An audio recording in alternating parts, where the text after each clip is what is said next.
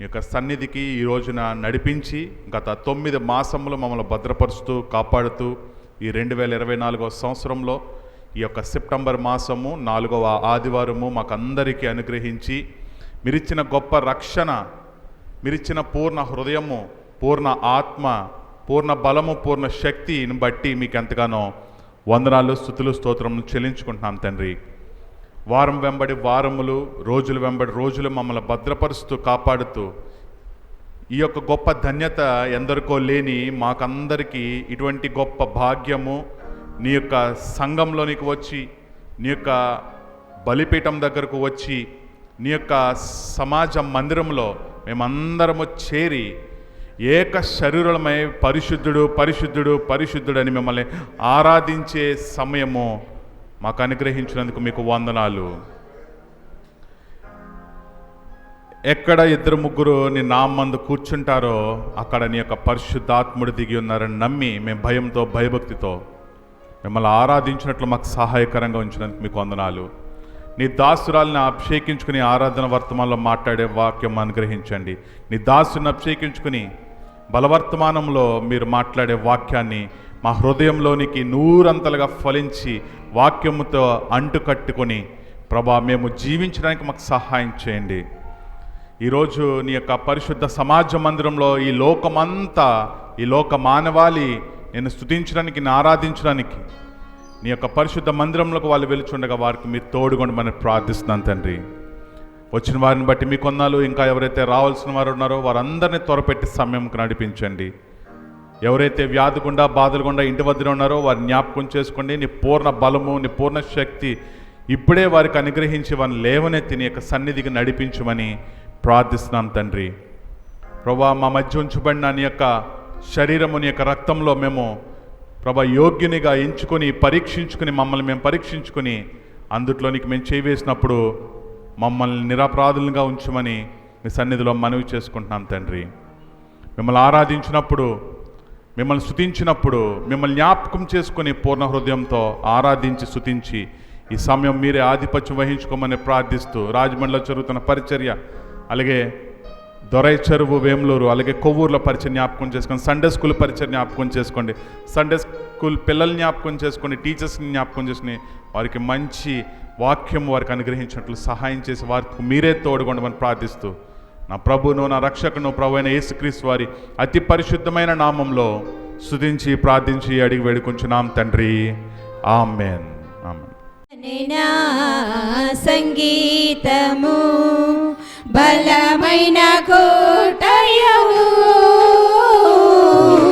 జీవాధిపతియు ఆయనే, జీవిత కాలమెల్ల స్తుతించెదను. జీవాధిపతియు ఆయనే, జీవిత కాలమెల్ల స్తుతించెదను. ఆయనే నా సంగీతము. స్తుతుల మధ్యలో నివాసం చేసి దూతలెల్ల పొగడే దేవుడాయనే. స్తుతుల మధ్యలో నివాసం చేసి దూతలెల్ల పొగడే దేవుడాయనే. వేడుచుండు భక్తుల మొరలు విని, వేడుచుండు భక్తుల మొరలు విని, దిక్కులేని పిల్లలకు దేవుడాయనే. దిక్కులేని పిల్లలకు దేవుడాయనే. ఆయనే నా సంగీతం. అందరూ కలిసి చప్పట్లు కొడుతూ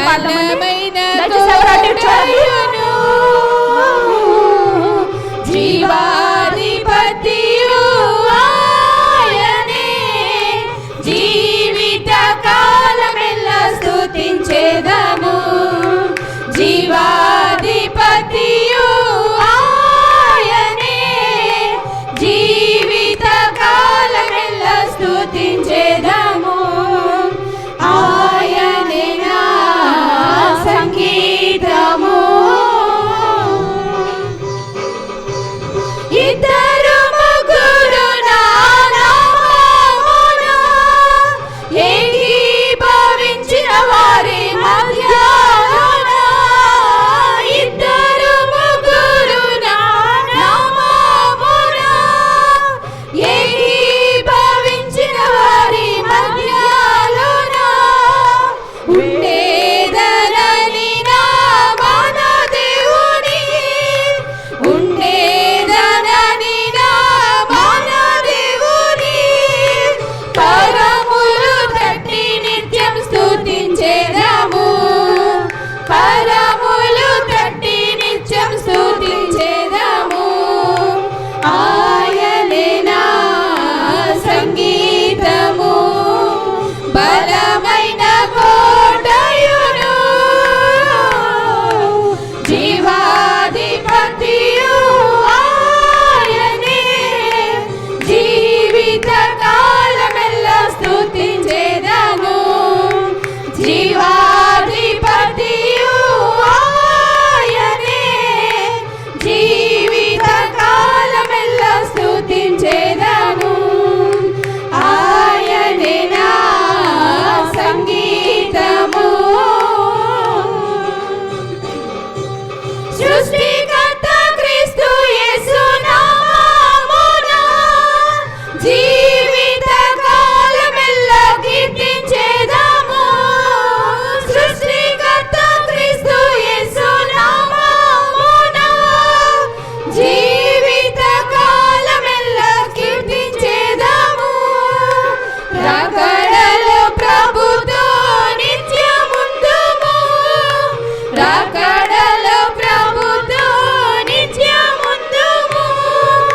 మ్రొక్కెదము స్తుతింతుము పొగడెదము, మ్రొక్కెదము స్తుతింతుము పొగడెదము. ఆయనే నా సంగీతము, బలమైన కోటయును, జీవాధిపతియు ఆయనే, జీవిత కాలమెల్లా స్తుతించెదను, జీవాధిపతియు ఆయనే, జీవిత కాలమెల్లా స్తుతించెదను. ఆయనే నా సంగీతము. కీర్తనల గ్రంథము 136వ అధ్యాయము మొదటి 2 వచనములు. యెహోవా దయాళుడు, ఆయనకు కృతజ్ఞతాస్తుతులు చెల్లించుడి, ఆయన కృప నిరంతరముండును. దేవదేవునికి కృతజ్ఞతాస్తుతులు చెల్లించుడి, ఆయన కృప నిరంతరముండును. దేవుడి యొక్క వాక్య భాగాన్ని దీవించునుగాక. ఈ యొక్క వాక్య భాగము ఎవరు రాశారంటే, ఈ యొక్క దావీదు కీర్తన అంటే దావీదు రాజుకు ముందు ఒక ఆమె ఉంది. ఆమె ఎవరంటే వేశ్య అనే రాహాబు గారు మాట్లాడిన మాటలు. వేశ్య అయిన రాహాబ్ గారు ఏం మాట్లాడుతున్నారు? మనము యెహోషువ గ్రంథము 2వ అధ్యాయం చూస్తే పేజ్ నంబర్ 177 అండి. యెహోషువ గ్రంథము 2వ అధ్యాయము 9వ వచనం నుంచి చూస్తే రాహాబ్ గారు ఇలా చెప్తున్నారు. ఏమని చెప్తున్నారంటే, యెహోవా ఈ దేశమును మీకు ఇచ్చుచున్నాడనియు, మీ వలన మాకు భయము పుట్టుననియు, మీ భయము వలన ఈ దేశ నివాసులందరికీ ధైర్యముచ్చుడని నెరుగుదును. మీరు ఐగుప్తు దేశంలో నుండి వచ్చినప్పుడు మీ ఎదుట ఎర్ర సముద్రపు నీరుని ఎలాగూ ఆరిపోచేసెనో, యోర్దాను తీరంలో అమోరీయుల 2 రాజులైన క్రూర రాజులైన సీహోను ఓగును మీరు ఏమి చేసిరో అనగా మీరు వారిని ఎలాగూ నిర్మూలం చేసిరో ఆ సంగతి మేము వింటిమి. మేము వినినప్పుడు మా గుండెలు కరిగిపోయెను. మీ దేవుడైన యెహోవా పైన ఆకాశమందును కింద భూమి అందును దేవుడే. రాహాబు గారు ఏమంటున్నారంటే, మిద్దె మీద స్లోగా మాట్లాడుకుంటున్నారు. సార్, మీ దేవుడైన యెహోవా ఐగుప్తు నుంచి ఇశ్రాయేలుని తీసుకొస్తున్నారు కదండి, ఆ టైంలో ఎర్ర సముద్రాన్ని 2 పాయలుగా చేశారు. మా గుండెలు ఆరిపోయినాయండి, మా గుండెలు కరిగిపోయినాయండి, మా గుండెలు దడదడ, మా కళ్ళల్లో కూడా ఈ యొక్క వార్త విని మా దేశమంతా, మా సిటీ అంతా, మా టౌన్ అంతా మీ గురించే మాట్లాడుతున్నారు సార్ అని చెప్తుంది వేశ్యనటి రాహాబు. ఇక్కడ ఏమని చెప్తుందంటే మంచి మాట చూడండి, ఏమని చెప్తుంది. 11వ వచనం చూడండి. మేము వినినప్పుడు మా గుండెలు కరిగిపోయాను, మీ దేవుడైన యెహోవా పైన ఆకాశమందును భూమి క్రిందను దేవుడే.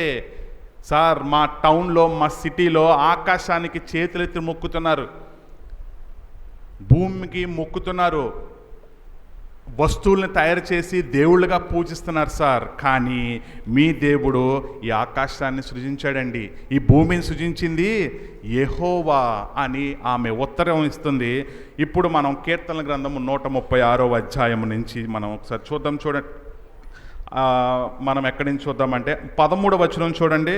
ఆమె యెహోషువ గ్రంథము 2వ అధ్యాయంలో ఎర్ర సముద్రాన్ని పాయలు చేసినప్పుడు మా గుండెలు అదిరిపోయినాయి అని చెప్పింది ఆమె. ఇప్పుడు కీర్తనల గ్రంథము 13వ వచనం చూడండి, 136:13. ఎర్ర సముద్రమును ఆయన పాయలుగా చీల్చెను, ఆయన కృప నిరంతరం ఉండును. ఆయన ఇశ్రాయేలీయులను దాని నడుమ దాటిపోచేసాను, ఆయన కృప నిరంతరం ఉండును. ఫరో అతని సైన్యమును ఎర్ర సముద్రంలో ఆయన ముంచివేశాను, ఆయన కృప నిరంతరం ఉండును.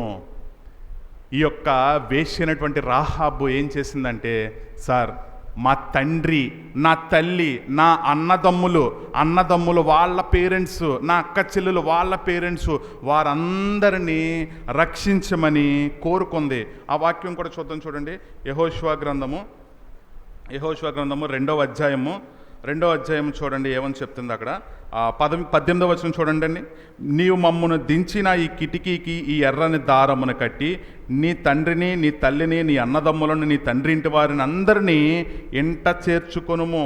ఆమె ఎక్కడ చెప్పిందంటేనండి, మన యెహోషువ గ్రంథము 2వ అధ్యాయము 13వ వచనం చూడండి, 12వ వచనం చూడండి. నేను మీకు ఉపకారం చేసి తిని గనుక మిమ్మల్ని నేను దాచాను కదండి, మీరును నా తండ్రి ఇంటికి ఉపకారము చేసి నాకు నిజమైన ఆనవాలు ఇచ్చి. నెక్స్ట్ ఏం చెప్తుంది, నా తండ్రియు, నా తల్లియు, నా అన్నదమ్ములను, నా అక్క చెల్లెండును, వారికి కలిగిన ఉన్న వారందరూ చావకుండా బ్రతకనిచ్చి రక్షించుమని యెహోవా తోడు ప్రమాణం చేయించుకుంటుంది.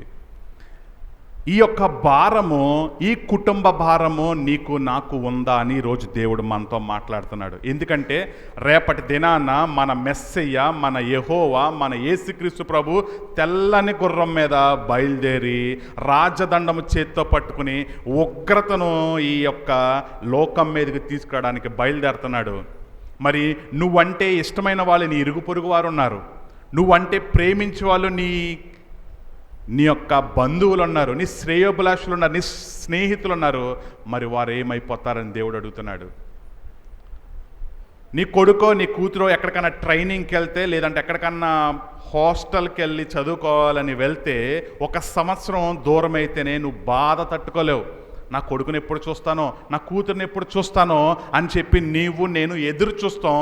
మరి రేపొద్దున మెస్సయ్య వచ్చేస్తే నీ ఇంటి వారు నీతో పాటు ఆయనతో వెళ్తారా? ఈ భారము మన పైన ఉంది. ఈ భారము రాహాబు ఆ రోజు వేగులు వారిని దాస్తే ఆ తర్వాత ఈ విషయం తెలిసిపోతే రాహాబుని చంపేస్తారు. అయినా కూడా రాహాబ్ ఏం చెప్తుంది, నేను చచ్చిపోయినా పర్వాలేదు సార్, కానీ మా నాన్నగారిని గుర్తు చేసుకోండి, మా అమ్మగారిని గుర్తు చేసుకోండి, మా అక్క చెల్లెలను గుర్తు చేసుకోండి, మా అన్నదమ్ములను గుర్తు చేసుకోండి అని చెప్పి రాహాబు జ్ఞాపకం చేస్తుంది. మరి మనం కుటుంబాలతో వచ్చి ఈ రోజున ఆరాధిస్తున్నామా దేవుణ్ణి? నీ తండ్రేడి, నీ తల్లేది, నీ కోడలేది, నీ మనవడేడి, నీ యొక్క బంధువులేరి, నీ శ్రేయోభిలాషులేరి, నీ స్నేహితులేరి, నీ ఇంటి పొరుగు వారేరి? ఈ యొక్క ప్రశ్న దేవుడు మనల్ని అడుగుతున్నాడు. ఎందుకంటే రేపొద్దున ఆయన వచ్చే సమయం అయితే నువ్వు నేను అవిశ్వాసం నుంచి విశ్వాసం అనే మెట్లోనికి వచ్చాం, విశ్వాసం నుంచి ఎదుగుతున్నాం, పరిపక్వత జరుగుతున్నాం, పరిపక్వత నుంచి సంపూర్ణత్వంలోకి వెళ్తున్నాం మనం. మరి నీ యొక్క బంధువులేరి, నీ ఇంటి పొరుగు వారు ఏమేరి? నిన్ను ప్రేమించి నువ్వంటే ఇష్టపడే వాళ్ళు ఉన్నారు కదా, వారికి రక్షణ అందించవా? రాహాబ్ ఏం చేసింది, నేను చచ్చిపోయినా పర్లేదు సార్, కానీ నా నాన్నగారిని జ్ఞాపకం చేసుకోండి, మా అమ్మగారిని జ్ఞాపకం చేసుకోండి, మా అన్నదమ్ములు జ్ఞాపకం చేసుకోండి, మా అక్క చెల్లెళ్ళు ఇంకా ఏమడుగుతుంది, వాళ్ళ పేరెంట్స్ని మా అక్క ఉంది సార్, మా అక్క పెనిమిటి ఉన్నాడు కదండి, వాళ్ళ పేరెంట్స్ జ్ఞాపకం చేసుకోండి సార్ అంటుంది.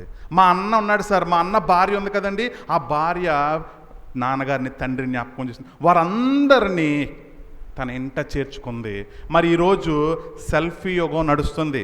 సెల్ఫ్ దేవుడు వచ్చాడు అనుకోండి, ఇప్పుడు ప్రభు వచ్చేవా, నేను మా ఆవిడ్ని తీసుకెళ్ళిపో, మిగతా వాళ్ళు పర్వాలేదు. ఇప్పుడు జరుగుతున్న సెల్ఫ్ యుగం ఎలా ఉంది? నీ కుటుంబం ఏదని అడుగుతున్నాడు దేవుడు. నీ ఇరుగు పొరుగు వారు ఏమయ్యారు? పొద్దున్న లేచిన దగ్గర నుంచి గోంగూర వండుకున్నావా, తోటకూర వండుకున్నావా అని అడుగుతారు ఇంటి పక్కన వాళ్ళు వచ్చి. మందిరానికి వద్దండి అని చెప్పేసి ఆహ్వానిస్తున్నామా? మందిరానికి రండి సార్, దేవుణ్ణి ఆరాధిస్తామని మనం చెప్తున్నామా? మందిరానికి పదండమ్మా, మనం దేవుణ్ణి ఆరాధించాలి. ఇవన్నీ ఒక తర్వాత నాశనం అయిపోతాయి.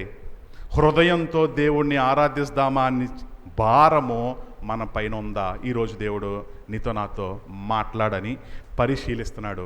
మనం పరీక్షించుకుని దేవుణ్ణి ఆరాధించాలి. దేవుణ్ణి ఎలా ఆరాధించాలి? రాహాబు నేటి వరకు ఇశ్రాయేలు మధ్యన ఉందంట. యెహోషువ గ్రంథము 6వ అధ్యాయము 25వ వచనం చూడండి. రాహాబను వేశ్య యెరికోను వేగి చూచుటకు యెహోషువ పంపిన దూతలను దాచిపెట్టి ఉండెను గనుక అతడు ఆమెను, ఆమె తండ్రి ఇంటి వారిని, ఆమెకు కలిగిన వారిని అందరినీ బ్రతికనిచ్చెను. ఆమె నేటి వరకు ఇశ్రాయేలీయుల మధ్య నివసించుచున్నది. ఆనాడు ఇశ్రాయేలీయుల మధ్య నివసించింది, ఈరోజు కూడా పరలోకమందు ఇశ్రాయేలీయుల మధ్యన ఉంది. రాహాబుకి తర్వాత ఏమైంది? రాహాబ్ స్టోరీ ఏమైంది? మత్తయి సువార్త 1వ అధ్యాయము 5వ వచనము ఏమైంది? సల్మాన్ అనే ఒక వ్యక్తికి ఇచ్చి పెండ్లి చేశారు.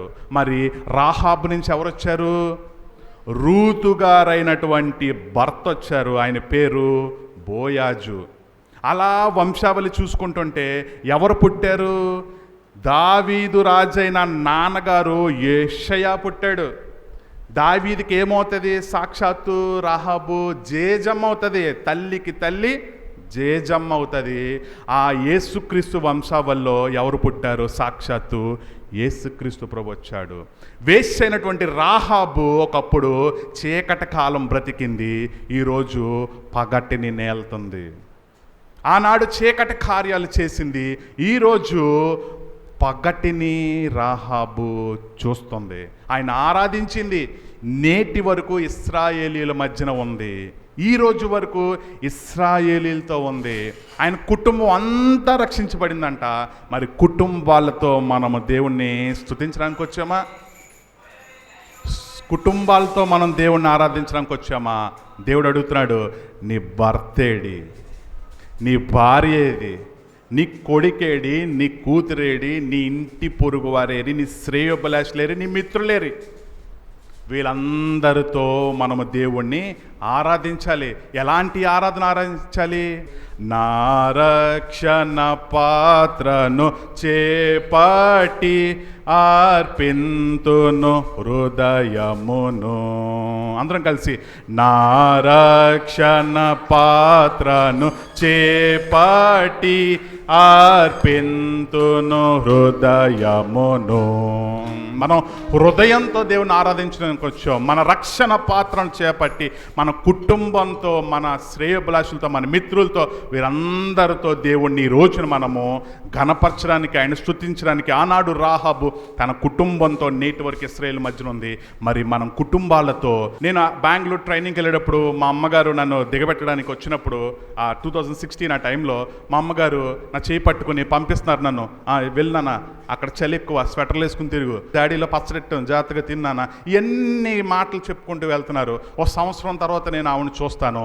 మరి యేసుక్రీస్తు ప్రభు ఇక్కడికి వస్తే, మెస్సయ్య మనల్ని తీసుకెళ్ళడానికి వస్తే, మరి మనం సంవత్సరం తర్వాత మళ్ళీ మన మిత్రుల్ని, శ్రేయభిలాషుల్ని చూసే అవకాశము ఉండదు. ఎవరైతే అవిశ్వాసి నుంచి విశ్వాసి అయ్యాడో వాళ్ళు మాత్రమే పరలోక రాజ్యాన్ని స్వతంత్రించుకుంటారు. మరి మన కుటుంబ భారముతో మనం దేవుణ్ణి ఆరాధిస్తున్నామో లేదో మనల్ని మనము పరీక్షించుకుందాం. దేవుడి యొక్క వాక్య భాగాన్ని దీవించును గాక. సన్నిధిలో నన్ను చేర్చితివి, నిన్ను స్తుతింపగను, నీ రక్షణను నాకొసగితివి, నిన్ను కీర్తింపగను.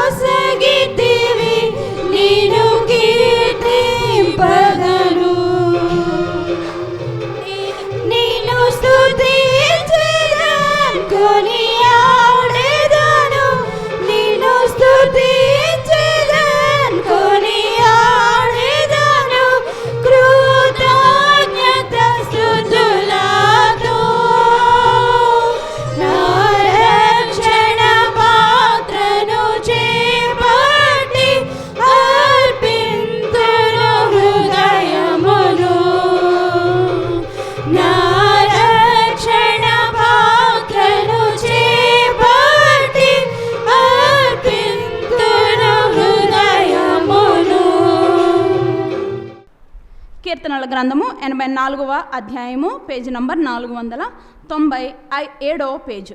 సైన్యములకు అధిపతియగు యెహోవా నీ నివాసములు ఎంత రమ్యములు, యెహోవా నీ మందిర ఆవరణములు చూడవలనని నా ప్రాణము ఎంతో ఆశపడుచున్నది, అది సొమ్మసిల్లుచున్నది. జీవము గల దేవుని దర్శించుటకు నా హృదయమును నా శరీరమును ఆనందముతో కేకలు వేయుచున్నవి. సైన్యములకు అధిపతి యెహోవా నా రాజా నా దేవా, నీ బలిపీఠమునొద్దనే పిచ్చుకలకు నివాసము దొరికెను, పిల్లలు పెట్టుటకు వానకోవలకు గూటి స్థలములు దొరికెను. నీ మందిరమునందు నివసించువారు ధన్యులు. ఏమంటండి? నీ మందిరమునందు నివసించువారు ధన్యులు, వారు నిత్యము నిన్ను స్తుతించుదురు. నీ వలన బలమునందు మనుష్యులు ధన్యులు, యాత్ర చేయు మార్గములు వారికి అతి ప్రియములు. వారు బాకాలోయలో పడి వెళ్ళుచు దానిని జలమయముగా చేయుదురు, తొలకరి వాన దానిని దీవెనలతో కప్పును. వారు నానాటికి బలాభివృద్ధి నొందుచు ప్రయాణము చేయుదురు. వారిలో ప్రతివాడును సియోనులో దేవుని సన్నిధిని కనబడును. యెహోవా సైన్యములకు అధిపతియగు యెహోవా నా ప్రార్థన ఆలకింపుము. యాకోబు దేవా చెవియొగ్గుము.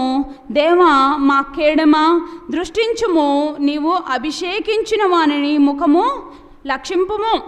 నీ ఆవరణములో ఒక దినము గడుపుట 1000 దినముల కంటేను శ్రేష్టము. భక్తిహీన గుడారంలో నివసించుట కంటే నా దేవుని మందిర ద్వారమునొద్ద నుండుట నాకు ఇష్టము. దేవుడైన యెహోవా సూర్యుడును కేడమునయున్నాడు. యెహోవా కృపయు ఘనతయు అనుగ్రహించును. యథార్థముగా ప్రవర్తించు వారికి ఆయన ఏ మేలును చేయక మానడు. సైన్యములకు అధిపతియగు యెహోవా నీ యందు నమ్మిక ఉంచువారు ధన్యులు. అక్కడ మనం చూస్తే భక్తులు ఎవరండి? పైన మనం చదివితే అది ఎవరు రాశారన్నది చూస్తాం.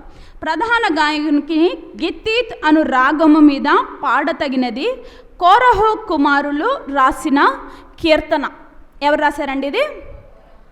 కీర్తనల గ్రంథము 150 అధ్యాయాలుంటే అందులో దాదాపు 80 కీర్తనలేమో దావీదు గారు రాశారు, తర్వాత మోషే గారు రాశారు, కొంతమంది ఆథర్స్ లేని వాళ్ళు కొన్ని కీర్తనలు రాశారు. ఈ కోరహు కుమారులు కూడా ఒక 12 కీర్తనలు రాశారు. కీర్తనలు అంటే అర్థం ఏంటంటే దేవునిని గురించి కానీ దేవునికి కానీ దేవుడు చేసిన కార్యములను బట్టి, ఆయన చేసిన మేలులను బట్టి, ఆయన ఆశ్చర్యక్రియలను బట్టి నీ ఫీలింగ్ని ఏంటి నీలో కలిగే ఆ అనుభవాలను దేవునికి తెలియచేయటమే కీర్తనలు అని మనం తెలుసుకున్నాం కదండి.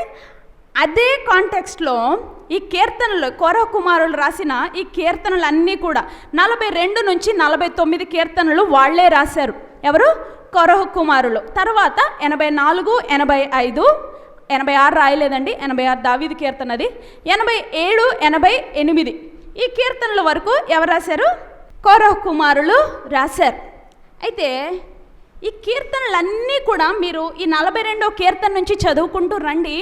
అక్కడ వాళ్ళు దేని గురించి ఆశపడతారంటే దేవుని యొక్క ప్రెజెన్స్, లేకపోతే దేవునితో ఉండడానికి, దేవుని మందిరములో ఉండడానికి. ఒకసారి 42వ కీర్తన తీస్తే 42వ కీర్తనలో కూడా మొదటి అధ్యాయంలో అదే ఉంటుంది. దుప్పి నీటి వాగుల కొరకు ఆశపడినట్టు దేవా నీ కొరకు నా ప్రాణము ఆశపడుచున్నది అంటాడు. చూడండి 44, 45, 43 కీర్తనలో కూడా దేవా భక్తి లేని జనముతో నా పక్షమున వ్యాజమాడువాడవు, కపటము కలిగి దౌర్జన్యం చేయు వారి చేతిలో నుండి నన్ను విడిపించువాడవు అని రాస్తున్నారు. ఇంకా అలాగా ప్రతి కీర్తన చూడండి 44వ అధ్యాయంలో కూడా దేవా పూర్వకాలమున మా పితరుల దినములలో నీవు చేసిన పనిని గూర్చి మేము చెవులారా విని ఉన్నాము, మా పితరులు దానిని మాకు వివరించితిరి అని చెప్తున్నాడు.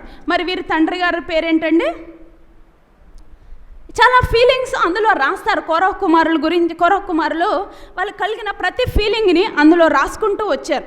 మరి ఎందుకు రాశారు? కోరహు ఎవరండి? కోరహు 16వ అధ్యాయం సంఖ్యాకాండంలోనికి వద్దాము. అక్కడ మొదటి అధ్యాయంలోనే మనకు కనబడుతుంది కోరహు ఎవరు అన్నది మనకు అక్కడ కనబడుతుంది. కోరహు కుమారుల గురించి కూడా చాలా చక్కని మాటలు మనం చూడబోతున్నాం.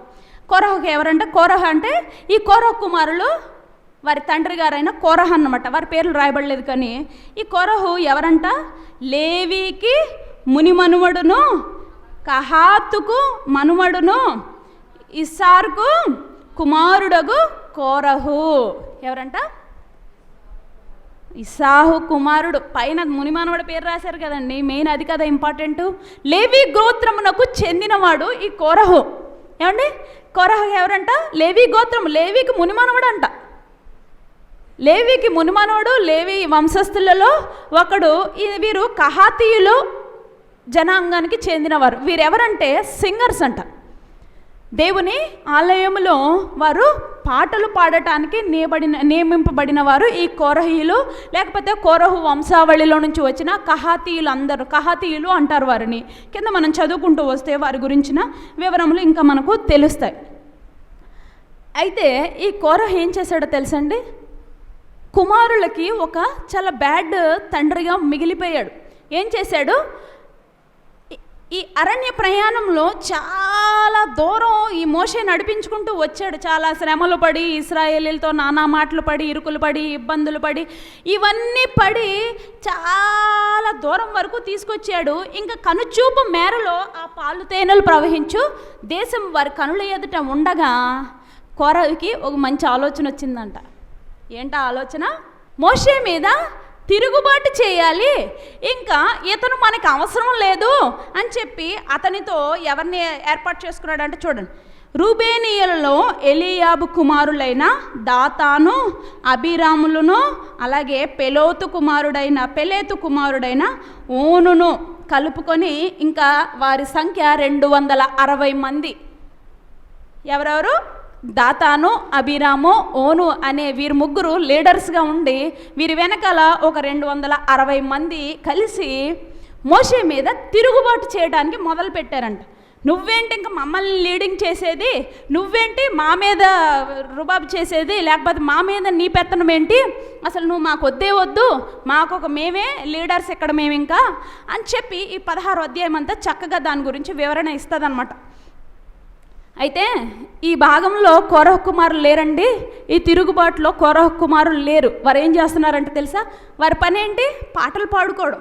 అక్కడ దేవుని మందిరములో వారు కనిపెట్టుకొని పాటలు పాడుకుంటున్నారంట ఈ సమయంలో. అలాగా మనం చదువుకుంటూ వచ్చేస్తే అక్కడ అరణ్యంలో 13వ వచనం చూడండి. అయితే ఎలీయాబు కుమారులైన దాతాపు, అబీరాములను పిలువనంపించి వాళ్ళు ఏం చేశారంటే వాళ్ళు ఒక ఆలోచన చేశారు.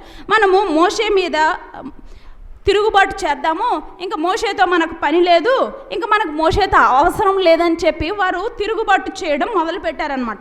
అప్పుడు యెహోవా చెప్తున్నాడు అనమాట. 23వ వచనం, 16వ అధ్యాయం 23వ వచనం. యెహోవా ఇలాగు సెలవిచ్చెను, కోరహు, దాతాను, అబీరాముల యొక్క నివాసము చుట్టుపట్ల నుండి తొలగిపోవుడని జన సమూహముతో చెప్పుము. అప్పుడు మోషే లేచి, దేవుడు ఒక ప్లాన్ వేస్తున్నాడు. ఎందుకు? దేవునికి ఇప్పుడు మోషేకి వ్యతిరేకంగా పనిచేస్తున్నారంటే ఎవరికి వ్యతిరేకంగా పనిచేస్తున్నట్టండి? దేవునికి వ్యతిరేకంగా పనిచేస్తున్నట్టు. ఎందుకు? దేవుడు ఏర్పాటు చేసుకున్న లీడర్ మోషే. అవునండి, ఒక నాయకుడుగా మోషే ఉన్నప్పుడు దేవుని చిత్తానికి, దేవుని ఆలోచనకి వ్యతిరేకంగా పనిచేస్తున్నాడు. కాబట్టి దేవుడు ఒక పని చెప్పాడు మోషేకి, నువ్వు వెళ్ళి దాతాను, అబీరాము, అలాగే ఈ కోరహుకు వారి కుటుంబంలో చుట్టూ, వారి ఇళ్ల చుట్టూ, వారి టెంట్స్ చుట్టూ ఉన్నవారి చుట్టుపక్కల ఉన్న వారిని అందరినీ దూరంగా వెళ్ళిపోమ్మను అని చెప్పి దేవుడు ఒక ఆలోచన వేస్తున్నాడు. ఎందుకు? వీరికి ఒక పనిష్మెంట్ ఇవ్వడానికి దేవుడు రెడీ అవుతున్నాడు అనమాట. చూడండి, అప్పుడు మోషే లేచి, 25వ వచనం చదువుతున్నాను. అప్పుడు మోషే లేచి దాతాను, అబీరాము యొద్దకు వెళ్ళగా ఇశ్రాయేలీయుల పెద్దలు అతని వెంట వెళ్ళిరి.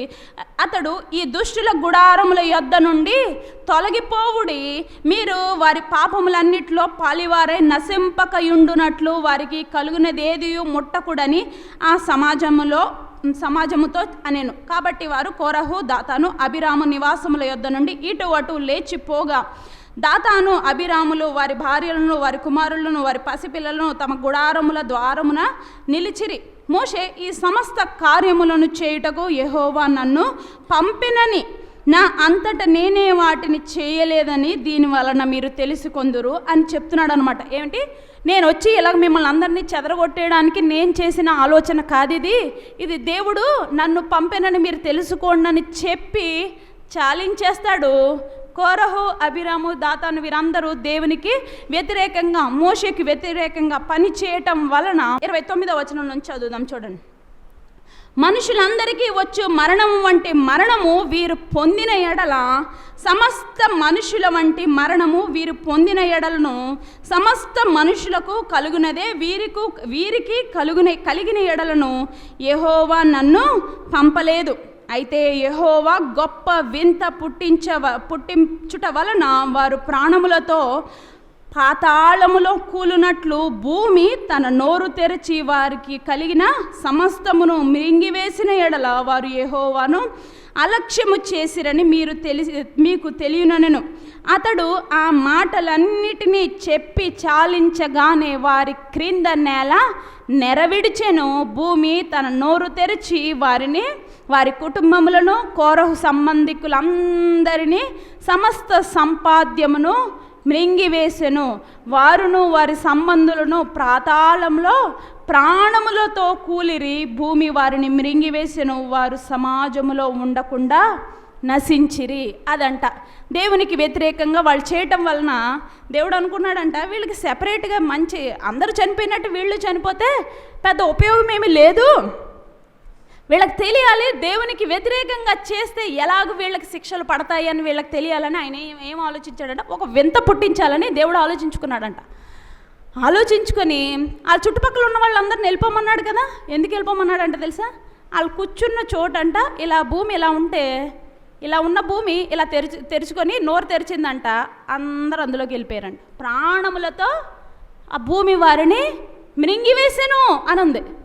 ప్రాణములతో వారు పాతాళంలోనికి వెళ్ళిపోయారు. అది వారికి దేవుడిచ్చిన శిక్ష. అయితే మరి కోరహు కుమారులు ఏమయ్యారు ఈ సమయంలో? మరి తండ్రితోనూ పిల్లలతోనే ఉండాలి కదా, కానీ వారు తండ్రితో ఏకీభవించలేదండి. నువ్వు చేస్తున్న తప్పు నాన్నగారు, అందుకనేసి మీరు చేస్తున్న తప్పని వారు తండ్రితో ఏకీభవించలేదు గనుక సంఖ్యాకాండము 26వ అధ్యాయము 10-11 వచనాలు.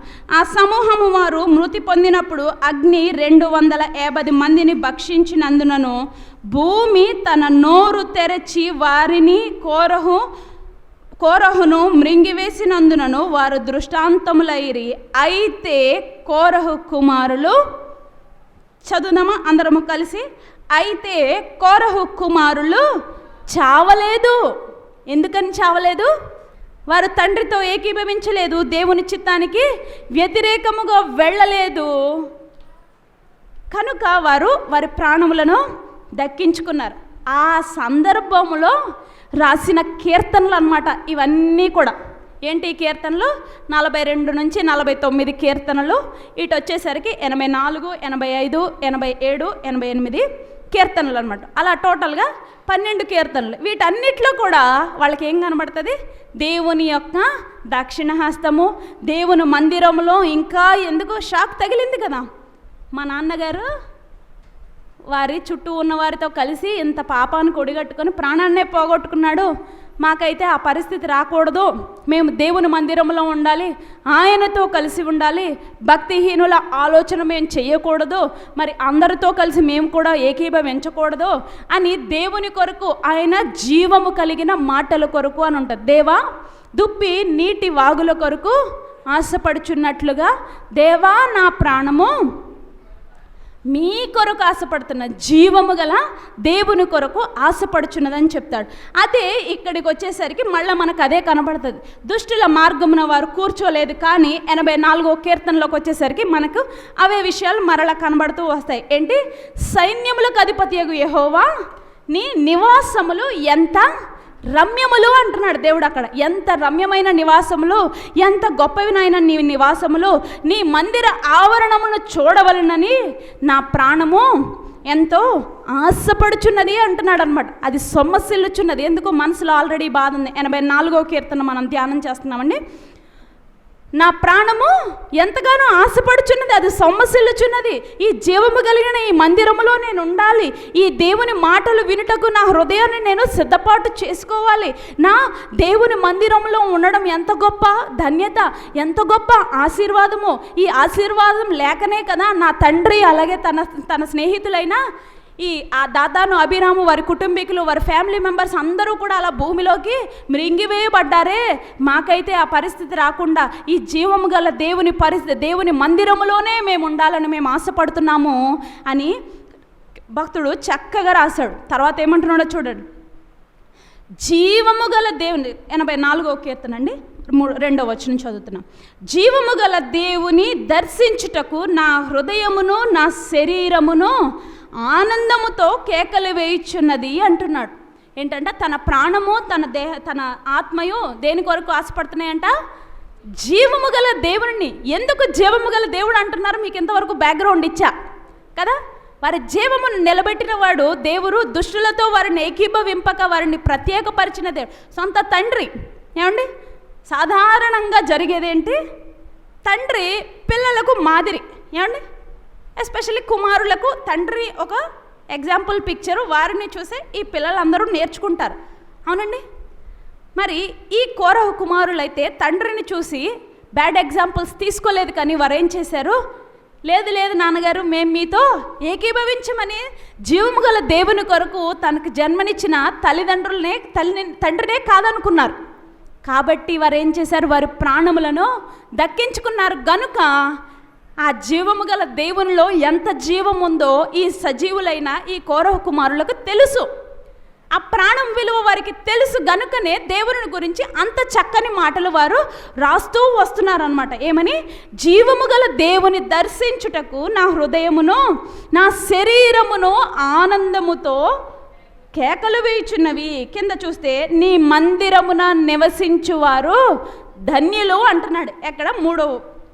4వ వచనంలో మనకు కనబడుతుంది. ఏంటి? పైన చదివితే అతి దీనులమైన మమ్మల్ని అని వేటితో పోల్చుకుంటున్నారు తెలుసండి? నీ బలిపీఠమునొద్దనే పిచ్చుకలకు నివాసము దొరికెను, పిల్లలు పెట్టుటకు వానకోవెలకు గూటి స్థలము దొరికెను అంటున్నాడు. ఎందుకు? తండ్రి గుడారం అంతా మింగేసింది కదా. అవన్నిటిని వారికి మైండ్లో ఉంది, ఇదంతా బ్యాక్గ్రౌండ్లో తిరుగుతుంది. ఏమండి, ఎన్నేళ్ల క్రితమో చనిపోయిన మన తల్లిదండ్రులనో లేకపోతే మన తాత ముత్తాతనో వాళ్ళు ఇంకా కొంచెం గొప్పగా ఏ ప్రొఫెషన్ అన్నా కానివ్వండి, వాళ్ళు ఇంకా కొంచెం గొప్పగా ఉన్నారంటే వారిని మనం జ్ఞాపకం చేసుకుంటాం. మరణించిన వారు ఎప్పుడూ మనకి ముందు ఎగ్జాంపుల్స్ అండి. నేను ఇప్పుడు ఇంకా మా తాతగారి గురించి ఆలోచించుకుంటాను. చాలా చక్కని పరిచర్య చేశారు ఆయన. కోరహు కుమారులు కూడా వారి తండ్రి గారు చేసిన వ్యతిరేకతను వారు జ్ఞాపకం చేసుకొని మేము అలాంటి చెయ్యము అని వారు అనుకుంటూ, మాకు అక్కడ నివాసం లేదు, అంత దీనస్థితిలో ఉన్న మాకు నివాసం ఇవ్వగలిగిన వాడు నీవే ప్రభువా అని చెప్పుకొంచు ఏమంటున్నారంటే, వానకు పిచ్చుకలకు నీవు నివాసము దొరికెను నీ మందిరంలో. ఇంకేమంటున్నాడు? పిల్లలు పెట్టుటకు వానకోవెలకు నీ మందిరంలో నివాసం దొరికెను ప్రభువా. నీ నివాసములో లేకపోతే నీ మందిరములో నివసించువారు ఎంత ధన్యులు అని దేవుడిని అడుగుతున్నారు. ఆయన మందిరంలో ఉండాలని మనం ఆశపడాలి. ఆయన మందిరములోనే మనకు జీవం ఉన్నదని మనం తెలుసుకోవాలి. ఎవరంట? ఆయన మందిరములో నివసించువారు ధన్యులు అంటున్నాడు. 5వ వచనంలో నుంచి మనము 2వ మాట చూస్తున్నాం. నీ వలన బలము నొందు మనుషులు ధన్యులు. 84వ కీర్తనను మనం ధ్యానం చేస్తున్నాము. దయచేసి మీ పరిశుద్ధ గ్రంథములలోనికి చూడండి. 84వ కీర్తన 5వ వచనం చూస్తున్నాం మనం. నీ వలన బలము పొందు మనుష్యులు ధన్యులు. మన జ్ఞానము చేతనం, మన బలము చేతనం మనం ఏం చేద్దామని మనం ఎన్నటికీ చేయలేమని మనం ఎరిగి ఆయన దగ్గర నుండి మనం బలం పొందుకోవాలి. ఆయన మీద ఆధారపడాలి. ఆయన మందిరములో నివాసము చేయాలి. ఆయనతోటే మన సాంగత్యము, ఆయనతోటే మన అన్నపానములు అని మన జ్ఞాపకం చేసుకుంటే ఈ కోరహు కుమారుల ఫీలింగ్ మనకి అర్థమవుతుంది. అర్థమైందండి? వాళ్ళు ఏమంటున్నారు? నీ వలన బలము పొందుకొను మనుష్యులు ధన్యులు. ఎందుకు? కృంగిపోయి ఉన్నారు. తండ్రి గారి బ్యాడ్ ఎగ్జాంపుల్, తండ్రి గారి బ్యాడ్.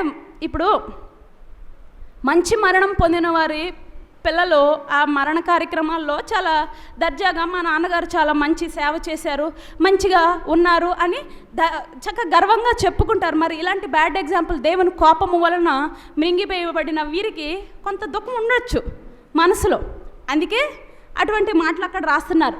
కృంగిపోయిన మమ్మలను నీవే బలపరిచే దేవుడవు, నీ వలన బలం పొందుకున్న మేము ధన్యులము నాయన అని వాళ్ళు చెప్తున్నారు. ఇంకేం చెప్తున్నారు చూడండి, కింద ఒక మాట చూస్తుంది చూడండి. 10వ వచనంలో నీ ఆవరణములో ఎన్ని దినములంట? ఒక్క దినము గడుపుట 1000 దినముల కంటే శ్రేష్టము, భక్తిహీనుల గుడారంలో నివసించుట కంటే నా దేవుని మందిర ద్వారమునొద్ద నుండుట నాకు ఇష్టము అంటున్నాడు. దేవుని మందిరము కొరకు మనం అటువంటి రీతిగా ఇష్టపడాలి, దేవుని మందిరంలో ఉండాలి అని మనం కోరుకోవాలి. ఎందుకంటే ఆయన ప్రసన్నత, ఆయన కృప, ఆయన సమృద్ధి, ఆయన మాటలు, ఆయన ఆదరణ, ఆయన కృప, ఆయన ఆలోచన ఈ మందిరములో నుండే బయలు వెళ్ళి నిన్ను నన్ను ప్రతిదినము, ప్రతి క్షణము, ప్రతి వారము నిన్నిటి రీతిగా ఈ మందిరంలో సకల పరిశుద్ధులతో కలిసి దేవుని ఆరాధించే ధన్యతను నీకు నాకు దేవుడు ఇస్తున్నాడు. అవునంటారా కాదంటారా? చివరిగా ఒక్క మాట చూసుకొని మనం ముగించేసుకుందాం. 12వ వచనం, సైన్యములకు అధిపతి యెహోవా నీ యందు నమ్మిక ఉంచువారు ధన్యులు. అందరం కలిసి చెప్దామా? ఎవరైతే దేవుని నమ్మిక ఉంచున్నారో వారందరం కలిసి బిగ్గరగా చదువుదాం. సైన్యములకు అధిపతి యెహోవా నీ యందు నమ్మిక ఉంచువారు ధన్యులు. 3 విషయాలు చూసాం. ఆయన మందిరములో నివసించువారు ధన్యులు, ఆయన వద్ద నుండి బలము పొందుకునేవారు ధన్యులు. 3వదిగా ఏం చూసాం? ఆయన యందు నమ్మిక ఉంచువారు ధన్యులు.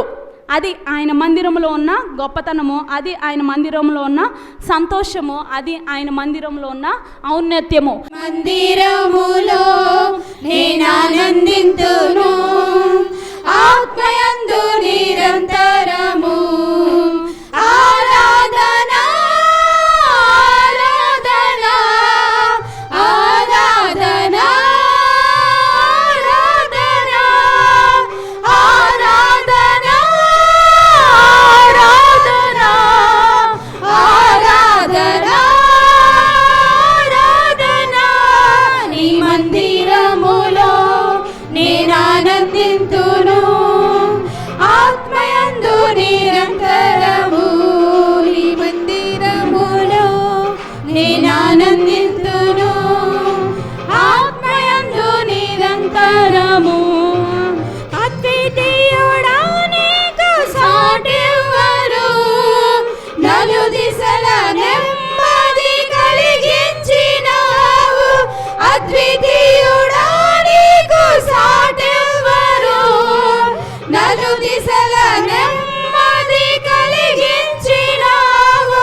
స్తుతించెదను నీ నామమునే, నా ప్రాణమున్నంత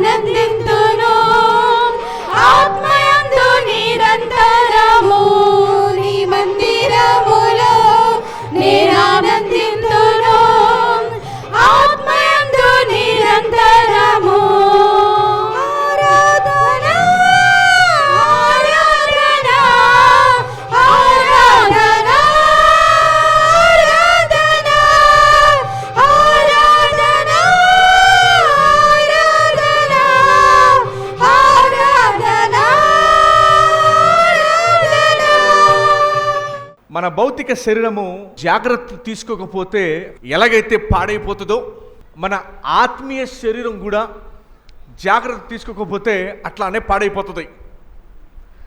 మీ అందరికీ తెలుసు, ఏది పడితే అది తిని టైంకి నిద్రకపోక శరీరాన్ని మనం జాగ్రత్త తీసుకోకపోతే శరీరము పాడైపోతుంది. ఒంటికి ఏదో గాయం జరిగింది, ఒంటికి ఏదో అనారోగ్యం వచ్చింది, దానికి మనం జాగ్రత్త తీసుకోకపోతే ఖచ్చితంగా మనం బలహీనత చెంది అదే మరణానికి కూడా జాగ్రత్త ఇవ్వచ్చు.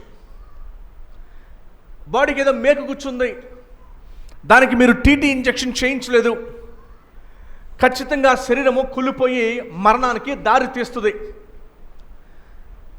బాడీకి ఎలాగైతే మనం ఎంత జాగ్రత్త తీసుకుంటామో, చలి వేసినప్పుడు మన చెవులకి కొంతమంది దూది పెట్టుకుంటారు, కొంతమంది మఫ్లర్స్ పెట్టుకుంటారు. జలుబు వస్తే అలా జాగ్రత్త తీసుకుంటారు, జ్వరం వస్తే అట్లానే పారాసెటమాల్ జాగ్రత్త తీసుకుంటారు. మన బాడీకి అది సరిగ్గా లేకపోతే ఖచ్చితంగా మీరు జాగ్రత్తలు తీసుకుంటారు. దయచేసి గమనించండి, మీ బాడీకి మీరు జాగ్రత్త తీసుకున్నా తీసుకోకపోయినా ఒకానొక టైం వచ్చేసరికి అది ముడతలు పడిపోయి ఆ బాడీకి ఒక ఫినిషింగ్ టైం వచ్చేస్తుంది. బాడీకి తీసుకున్నా తీసుకోకపోయినా కూడా. సొలొమోను ఒక మంచి మాట అంటాడు, అడవి గడ్డి, అడవి పువ్వు ఎలాగైతే ఉదయాన్నే వికసించి అందంగా వస్తుందో సాయంత్రానికి అది వాడిపోతుంది. వాస్తవం ఏంటంటే, పెద్ద వయసు ఉన్నవారు, వృద్ధాప్యంలో ఉన్నవారు దీన్ని గ్రహిస్తారు బాగా, కానీ యవ్వనంలో ఉన్నవారు దీన్ని గ్రహించరు, ఇంకా వయసు ఉందని అనుకుంటారు. గమనించండి, మనం వాడిపోవడానికి వయసుతో ఏ సంబంధం ఉండదు. అది యవనస్తులైనా చిన్నబిడ్డలైనా సరే. అందుకని బైబిల్ చెబుతుంది, ఇదే దినము, ఇదే దినము, ఇది ప్రభు చేసిన దినము. Everyday is a gift of God. ప్రతిరోజు కూడా దేవుడు మనకు ఉచితంగా నిద్ర లేచామంటే బహుమానంగా దేవుడు మనకి ఇచ్చింది. మన ఫిజికల్ బాడీకి, భౌతికమైన బాడీకి, కాలికి, చేతులకి, మొహానికి ఎంతో జాగ్రత్తలు తీసుకుంటారు మీరు అందరూ కూడా. బహుశా మీలో జాగ్రత్త తీసుకున్న వారు ఒక్కరు కూడా ఉండరు. చెయ్యి ఇరిగిపోయింది అనుకోండి, దాన్ని కట్టు వేసుకుంటారు. కాలు విరిగిపోతే సర్జరీ చేసుకుంటారు. కడుపులో నొప్పి వస్తే పరిగెత్తుకుని హాస్పిటల్కి వెళ్తారు, అపెండిసైటిస్ నొప్పి తట్టుకోలేకపోతున్నానని. చాలామందికి సయాటికా, బ్యాక్ ప్రాబ్లం వస్తే వారు పరిగెత్తుకుని హాస్పిటల్కి వెళ్తారు. ఫిజికల్ బాడీకి చాలా జాగ్రత్తలు తీసుకుంటారు. దయచేసి గమనించండి, మీరు ఫిజికల్ బాడీకి జాగ్రత్తలు తీసుకునే బాడీ ఒకానొక రోజు క్షీణించిపోతుంది. ఒకానొక రోజు కూడా అవసరం లేదు, రేపటికి గ్యారంటీ లేదు ఈ ఫిజికల్ బాడీకి. దయచేసి గమనించండి, మనం అతి జాగ్రత్త తీసుకోవాల్సింది, అత్యంత జాగ్రత్త తీసుకోవాల్సింది ఎన్నటికీ క్షీణించుకుపోనిది, ఎటర్నల్, ఫర్ ఎవర్, ఇన్ఫినిటీ టైంలో నివసించేది నీ ఆత్మీయ శరీరము. ఫిజికల్ బాడీకి ఉదయాన్నే జిమ్కి వెళ్తారు, ఉదయాన్నే 4 వాకింగ్కి వెళ్తారు, రన్నింగ్కి వెళ్తారు. వాళ్ళ బాడీని ఫిట్గా చేసుకోవడానికి ఇంకొన్ని 5 సంవత్సరాలు బతకచ్చేమో, ఇంకొన్ని 10 సంవత్సరాలు బతకచ్చేమో. ఈ ఫిజికల్ బాడీకి ఎంతో జాగ్రత్త తీసుకుంటూ ఉంటారు. గమనించండి, ఈ బాడీ ఒక నాడు, మేబీ రేపే, మేబీ ఎల్లుండే న్యూస్ పేపర్లో చూస్తూ ఉంటాం, నశించిపోతుంది. కానీ మీరు అతి ఎక్కువగా జాగ్రత్త తీసుకోవాల్సింది మీ ఆత్మీయ శరీరానికి. విచారకరంగా ప్రభుని ఎరిగిన వారు కూడా అతి తక్కువ జాగ్రత్త తీసుకునేది మీ ఆత్మీయ శరీరానికి. అది జబ్బు వచ్చినా దాన్ని పట్టించుకోరు, అది పుండు వచ్చినా దాన్ని పట్టించుకోరు, దానికి దెబ్బ తగిలినా దాన్ని పట్టించుకోరు, దానికి సర్జరీ అవసరమైనా దాన్ని పట్టించుకోరు. కానీ మొహానికి ఏదైనా చిన్న మస్క, నల్ల మస్క వస్తేనే అద్దం ముందు వెళ్ళి తుడిచేసుకుంటారు. కానీ ఆత్మీయ శరీరానికి మాత్రము అది కుళ్ళిపోతున్నా, అది నశించిపోతున్నా, దానికి దెబ్బ తగిలినా మాత్రము జాగ్రత్త తీసుకోరు. ఈరోజు నా వాక్య భాగం దేని గురించి అంటే, నీ ఆత్మ శరీరము నువ్వు ఎందుకు జాగ్రత్త తీసుకోవట్లేదు అన్నది నా ప్రశ్న. అరే, శరీరానికి చిన్న దెబ్బ ఉంటే, అరే చిన్న గోరు లేస్తేనే తట్టుకోలేక ఇంట్లోంచి లేవలేక అమ్మో నా వేలని ఇలా పట్టుకుని ఉంటారు, ఒక చిన్న గోరు ఇలా పైకి లేస్తాయి. కానీ ఆత్మీయ శరీరము అది క్షీణించిపోతున్నా, నశించిపోతున్నా, అది కుళ్ళిపోతున్నా, అది బాధపడిపోతున్నా, అది ఇబ్బందులో ఉన్నా కూడా దాని గురించి, ఆత్మీయ శరీరం గురించి ఏమీ పట్టించుకోకుండా శరీరానికి మాత్రం గురించి ఎక్కువగా ఆలోచిస్తున్నారు. ప్రభు చాలాసార్లు చెప్పారు, ఇదిగో మీ భౌతిక శరీరము ఎవరైనా కొట్టగలరేమో, దాన్ని శిక్షించగలరేమో, మీ భౌతిక శరీరం గురించి మీరు ఆలోచించవద్దు. మీరు ఎక్కువగా ఆలోచించాల్సింది మీ ఆత్మీయ శరీరము. మీ భౌతిక శరీరానికి ఎక్స్పైరీ డేట్ ఉంది. మీరు కొన్న టూత్పేస్ట్ కానివ్వండి, మీరు కొనుక్కునే మెడిసిన్స్ కానివ్వండి, దానికి ఎక్స్పైరీ డేట్ ఉంది. అలానే మీ బాడీకి కూడా ఎక్స్పైరీ డేట్ ఉంది. కానీ ఎక్స్పైరీ డేట్ లేనిది ప్రపంచంలో ఒకే ఒక దానికి, అదేంటో తెలుసా? ఆఖరికి సూర్యుడికి, ఆఖరికి చంద్రుడికి, నక్షత్రాలకి కూడా ఎక్స్పైరీ డేట్ ఉంది. మీరు ప్రకటన గ్రంథం కనుక చదివితే చంద్రుడు, సూర్యుడు అంట ఆకాశంలో నుంచి రాలిపోయినట్టు జారి కింద పడిపోతారని ప్రకటన గ్రంథంలో మనం చదువుతాము. ప్రతిదానికి ఎక్స్పైరీ డేట్ ఉంది. మీరు కొన్న వస్తువులు ఏదైనా సరే ఎక్స్పైరీ డేట్ ఉంది. మీరు కొత్త చీర కొన్నా, కొత్త షర్ట్ కొన్నాళ్ళు అది వదిలేస్తే అది చీలిగిపోతుంది, చిరిగిపోతుంది. కానీ ఎక్స్పైరీ డేట్ లేనిది ఒకే ఒక దానికి, అది నీ ఆత్మకి.